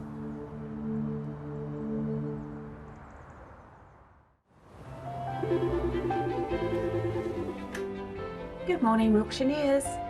Angus has a crack team of 15 porters, cataloguers, valuers and administrators to help him run dozens of auctions a year. But sometimes, when it's all hands on deck and an important new job comes in, he has to go it alone. And with today's customer, he's in for a treat. Chrissy Rock, Liverpool's much-loved star of stage and screen, a stand-up comedy legend and an award-winning actress with a range from sitcoms to art house film. What is my motivation? Angus has plenty of motivation for the 4.5-hour trek to the Suffolk village of Fressingfield, where Chrissy lives with her husband Julian, and that's the prospect of finding some great curios and collectibles. The couple first met 6 years ago.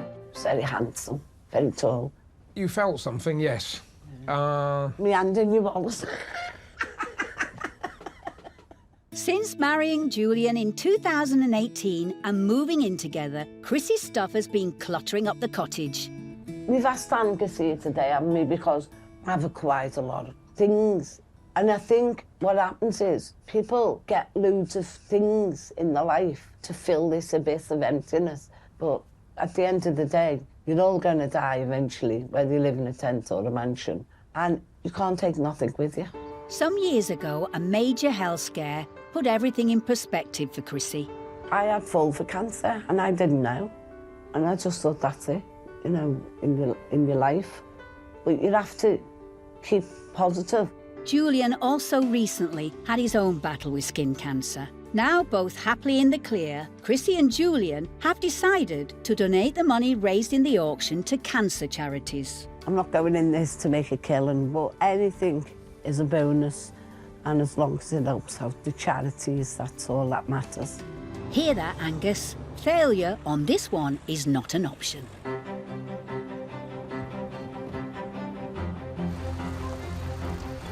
Here we are. Right, go and meet Chrissy.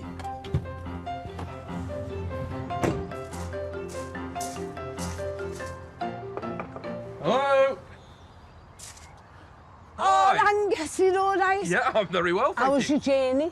It was all right, long, but, you know. it's Come all in, right. I've Thanks, made you thanks. loads to eat. Oh, right, OK, thanks. This is my husband, Julian. Hi, how are you doing? You're all right? Nice to meet you. Yeah, good, good. Welcome to our little home. Yeah, brilliant. How on earth did you end up in, you know, Norfolk, Suffolk? It is. Right. Born 5 miles up the road. All right, so proper local lad. Very local. Yeah, and how do you like it here? I love it. You started off as a comedian, is that Yeah. right? Yeah. I was in a pub, and it was a rough pub, and the act never turned up. So I said, I'll sing a song, but not realising that the organ hadn't been tuned since Moses was a lad. And I'm singing like Les Dawson's playing the piano, and then I just started doing comedy. So it all came just by chance, really? Yeah, Yeah. just by chance. The thing I'm most interested in is the award for the best teddy bear. Did you play a part as a teddy bear, or...? No, I won Best Actress. That's no teddy bear, Angus. Chrissy fought off some stiff competition to win the very prestigious Silver Bear for Best Actress at the Berlin Film Festival in 1994. I just turned professional and then got offered to do Lady Bird, and I couldn't believe it when I got the lead role in it. Emma Thompson, Isabella Rossellini, this one, that one, all big actresses, and I just swept the board. Wow. They stuck me in this big posh hotel, and they went, "Oh, I suppose you've never been in a posh car before." I said, "I've been to loads of funerals, of course I've been in a posh car, what do you like?" But it was unbelievable. Yeah, so hands off, Angus. You're not taking this one. One of Chris's biggest acting roles was hotel manager Janie in the ITV sitcom named after a popular Spanish resort. So that was when I done Benidorm. I made a plate and decorated it, and then I took it in and used Sark's jig, Sheila Reid. So they're all on there. I mean, is the plate something you let go, or...? Yeah, fill your boots. One for the van. Angus can check this out in more detail back at the auction house. Shall we have a look round and see what there is to potentially go? Yeah, we'll have a little nose. You put the kettle on, lad. OK, tea or coffee, Angus? Tea would be lovely. Yes, show us what you've got, Chrissy. So these are some of the bits I've got. Oh, right, OK. Well, I recognise one of those. I mean, iconic badge. The famous His Master's Voice logo dates back to 1909 when it was adopted by the Gramophone Company Limited. It was based on a painting by British artist Francis Barraud of his late brother's dog Nipper, listening to the voice of his old master after he passed away. To me, everything's got, like, social history. Yeah. Who listened to that? Who danced? What were they doing? Because that was what you call a takeaway one. Yeah. You know what I mean? If you went in your car and you went for a picnic, you play that. I love the crackle of it. Yeah. This is from World War II, from prisoner of war camp, where they made it and played games. To think, were they starving, were they hungry, and the only bit of pleasure they had was this that they made. Yeah. There's a whole collector's market of prisoner of war items that people collected and made, and you see all sorts, right back, you know, not just the Second World War, First World War, but even back to the Napoleonic era. It's quite amazing. incredible. So the few bits upstairs, or do you want to go and see what's in the garden in the summer house? Yeah, let's go to the summer house. Brilliant, thank you. Come on, lad.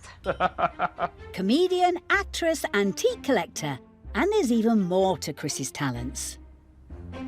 Oh, so you're a painter? I like painting, yeah. Do you sell your artwork, or...? Well, I could flog it if you wanted to, see if someone might buy it. Yeah. So it's just therapeutic. Bit of escapism. Yeah. Is that something you've always done from a young age, or...? No, not really. I like anything tactile, because I couldn't read all right till I was 27 nearly. Oh, wow. So go from that to, you know, winning awards for being an actress. It was unreal. My agent though said to me, never learn to act, Chrissy. Because I just be myself. Yeah. I once thought about going to elocution lessons. Yeah. And I thought, shall I? But I don't think I could quite keep it articulate like that. I don't know. That sounded rather good, Miss Rock. Chrissy has not disappointed. Do you know what I love about her? She's just that same girl from Liverpool that she's always been, and ended up, you know, where she is, multi-award winning actress, comedian, and you know, what a career. Chris's let Angus loose to go hunting by himself and start loading the van. Liverpool's famous for a lot of things, but one of them is, of course, the Titanic. The Titanic was built in Belfast but registered in Liverpool. Although she never actually visited her home port, over 90 members of the crew came from Merseyside. I am totally obsessed with the Titanic. So it's got a big, massive Liverpool connection. And sometimes I think, I must have been on that in one of my lives. It's just the history of it. It's arguably the most famous ship in the whole world, you know, and famous, sadly, for the disaster. It was world-breaking news when it happened, so there was lots of publications about it. So these newspaper cutting supplements, different pages from the Sphere magazine. It's a great little archive. I mean, these, you know, they're a nice decorative set, and people are always fascinated about the story of the Titanic. Chrissy's love of social history and art come together on another one of her hobbies, making accessories for her reproduction Georgian dolls' houses. I had this doll's house for ages. I made that, put the rolling pin on, and then that is talcum powder. They're just nice. Sometimes you get lost inside them. Oh, Angus, I've been evicted. Oh, no. Yeah. What got you into dolls' houses? I don't know, I just think because I had old brothers and I never had girly things, you know what I mean? So there's something you've got into later in life? Yeah. Nothing's off limits for Chrissy. Raising money for those cancer charities is so important, she's decided to send her biggest doll's house to auction. I've enjoyed my doll's house. Let someone else enjoy having it. At the end of the day, whatever money's made, it's going to the charities, you know, so they're benefiting from it. After 4 hours of snooping around Chrissy and Julian's home, Angus has a nice little haul of memorabilia, antiques and collectibles to take back to Kirby Moorside. But with plenty of room still left on the van, he's checking Julian's shed to see what else might be up for grabs.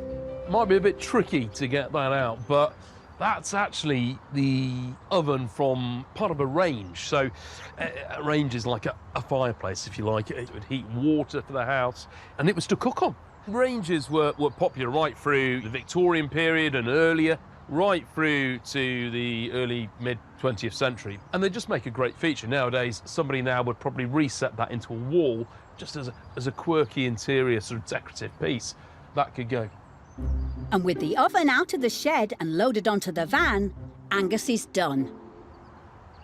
Right, that's me all done. Oh, Angus, can't thank you enough. No problem, that's all right, very Lovely welcome. to meet you. And you too, yeah. I'm sure you'll do the best for us. Yeah. See where it ends up, could go far and wide. Oh, well, you have a safe journey, and we'll see you at the auction, won't we? I wonder what items were the hardest to part with for Chrissy and Julian. For me, it's the doll's house. I've had a lot of pleasure with that now, you know, let someone else. I think the plate should have stayed, personally. Yeah, he's upset over that, so we'll see on the day. Very much looking forward to it. Just got to try and keep my hand in my pocket. Really great couple together. Some interesting items. I don't think it's going to raise fortunes, but anything we do raise is going to go towards some very good charities. They've had cancer, both of them, and come through that. So it's great that they're supporting other people that will be in a similar situation to themselves. It's a cause that means so much to Chrissy. Let's see how much Angus can raise for her on auction day.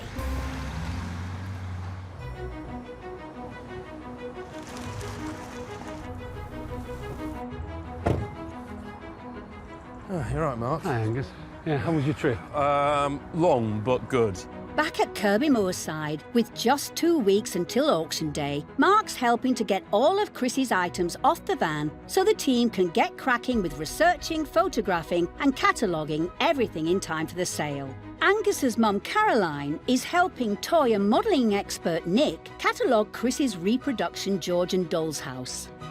It's been very well done, hasn't it? Yeah, it's The nice. detail is excellent. They're generally regarded as toys now. Yes. But originally they weren't. They were educational pieces. They were to teach young ladies the art of housekeeping. The earliest ones are the mid-16th century. Yes.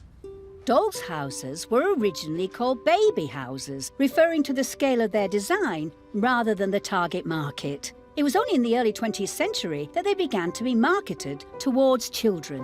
What's nice about the ones these days is that you get a lot of lighting and so on. Yes. Try the electrics then. It doesn't But work. I think, yes, this Little looks button like there. it's got a button. Oh, look. Splendid. Pretty funky, isn't it? It is. Across the auction house, Angus is taking a closer look at Chrissy's plate. Well, for any Benidorm fans, this is an absolute must because it's a bit of a one-off. Chrissy got this done, she made it, got all the cast to sign it and just sort of had it fired. So it is quite a special piece that she's let us have. Denise Welsh, Tim Healy, Brian Murphy.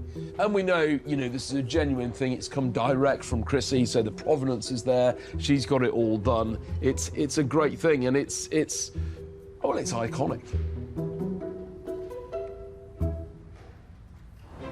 Chrissy and Julian have made the 240-mile journey to Kirby Moorside to see everything go under the gavel. Morning. Hello, love. Good trip up. Oh, lovely. Hey, I think you're quite excited for this, aren't you? I am, I can't wait. Yeah, and I suppose that the one lot that Yeah. you know you're probably most hopeful for is your painting. Do they generally make a lot of money? Have you sold any before? There's one live in York, don't there? We delivered that the other year. Yeah.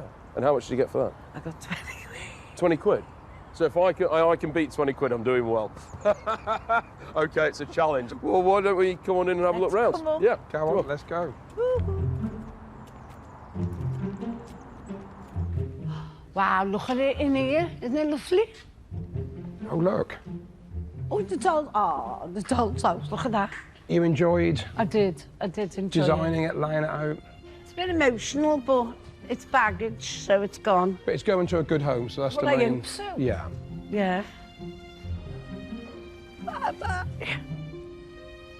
Chrissy, she's going to add something to the sale room. Not quite sure what, but she's a character. But they're also giving all the money to charity, so we want to do as good as we can. And yeah, hopefully there's some big Benidorm fans out there and things are going to sell well. It's almost time to lift the curtain on today's auction. Not long now, Chrissy. Emma and Heather have already booted up their computers to oversee today's internet bids, and Eleanor has donned her brown coat for portering duties. As everyone grabs a seat and Angus takes to the rostrum, let's get the show on the road. Right then, we go on to this amazing collection. That's me bits. Oh, look. First up is the Georgian-style double-fronted doll's house with some figures and furnishings that were handmade by Chrissy. I've got a couple of bids on this. 85, 95 on commission, £95 wrap. At 95 it is then, and somebody rounded up. 100 anywhere is it now? That's cheap for a house nowadays. Then at 95, at 95, and at 95, 100 anywhere is it now? Surely at 95. Sold to a buyer in Ripon at the top end of the estimate. That's a good start. Yep, that's... The second lot is the number and letters game, made by prisoners of war in the 1940s. So these are quite unusual. £30 start me, £30 a bid, 30 bid at £30 it is, then at £30 at 30, at £30 2, 5, 8, 42, 5, 8, 50, 50 a bid at 50. Oh, they're getting away, they appreciate them. 50. We're all done at 50. I'm selling the games at 50. Sold at the top end of the estimate again. They got on to good, yeah. Next up, another piece of history. It's a pair of framed clippings from the Sphere magazine dating from 1912. The Titanic interest, £30 start me. Lovely frame says, isn't it? £30 bid, thank you. £30 a bid at 30. £30 it is, then at £30 at 30. We all done at 30. Anybody else want a bit of Titanic history? At £30. My granddad was on the Titanic. He's still on it now. My stars. Now for the old range oven Angus rescued from Julian's shed. Makes a nice feature, doesn't it? Put it into a wall, £20 for it. £20, £20 at £20 for the range. There we go, 20 bid, 2, 5, 8. Go on, help it along, go on. It is for the range at £28 at 28, 30 fresh bid at £30 at 30. It's online now. It's on the net then at 30. All done at 30. I'm selling then at £30. There was some dough in that oven. Well, yeah. Now for something a little more abstract. The lot you've all been waiting for. You didn't know it, but Chrissy Rock is actually a very talented artist. There we go. Now, I'm going to try and get a world record for your artwork today. Yes. You've told me what you sold one once for before. 25 quid. I've got £30 bid at 30. It's a world record at £30. Let's go. At £30 it is, then at £30 at 30. Found the abstract painting there at £30. You can get the back sign dedicated to you if you really want. At 32, 22, 35, 35. 2 online bidders are interested. 38, 40. £40 it is, then at 40. At £40 it is, then at £40 it is, then. This is history in the making. This is a world record price for any of Chrissy's artwork. At £40 it is, then at 40. Come on, let's get a bit more. Sold to an art lover in Cheshire. Well, that's all that was good. Over the next 15 minutes, Angus puts 12 more lots of Chrissy's under the gavel, including a lot comprising of a vintage washboard, 3 gin bottles and a walking stick. Then 28. And the mid-20th century HMV wind-up portable gramophone. I'm going to sell at £40. That's all mounting up. It's the last lot of the day, the plate signed by the cast of Benidorm. Oh, no, this will be sad to see go. Chrissy, you made this, didn't you? Well, not the plate. I sort of painted it. And then you got all the cast to sign. I mean, it's signed by a lot of people, isn't it? Yeah. It's been on a wall, but now's your opportunity to have it. I go straight in at 40, 50, 55 at £55, 60, 65, bid at 65, 70 is it now? At £70, 75, 80 is it now? £80, 80, Look at 85, that 90 is that's it now? really going. £90. There's 3 online bidders fighting it out for the plate. 100 is it now? £100 surely up, 100, 100, 110. £110 it is then for the plate. £10 it is then at 110. 120, 120, 120, 120, 120, 130. Julian just can't bear to see such an important memento of Chris's career leave their home. 160, 170, 180, 180, 190, 200 is it now? £200 at 200, 210 it's at 210 it is, at 2... Kill him now. At £210 it is, then at 210 I've got online at 210, 220 then at 220, at £220 at 220 it is, then at 220. I'm selling then at 220. And Julian wins back the plate. Make sure he pays me. I couldn't see that going. He's not taking it. You're not taking that out my housekeeping. As Angus brings the curtain down on the auction, it's time to tally up the grand total for today's sale. The money raised will be going to cancer research, a cause very close to Chrissy and Julian's hearts. Hello. Hello. You're Here right. he is, well done. You can come every sale. I was fabulous. I mean, I happy? made up because some of it we knew was worth more than it sold for, but it's only worth what someone wants to pay for it on the day. Yeah. And we've had pleasure out of it and joy, so it's nice to see it move on. So how much do you reckon we've made? Oh, well, £852. Wow, that's So- all nice, isn't it? Well, thank you ever so much. It's been an Oh, absolute thank pleasure. you. I mean, I think they've had a brilliant time. I think Julian's probably more emotional about the items than Chrissy is, you know. But ultimately, they've had a fantastic day. They've really enjoyed it, and you know, we've raised some money for charity. I just enjoyed it. I really, it was so fast. I know the plate is a bit of a sore subject at the moment, I didn't realise you could bid with your head. but that was coming home whatever happened. It's been a lovely day.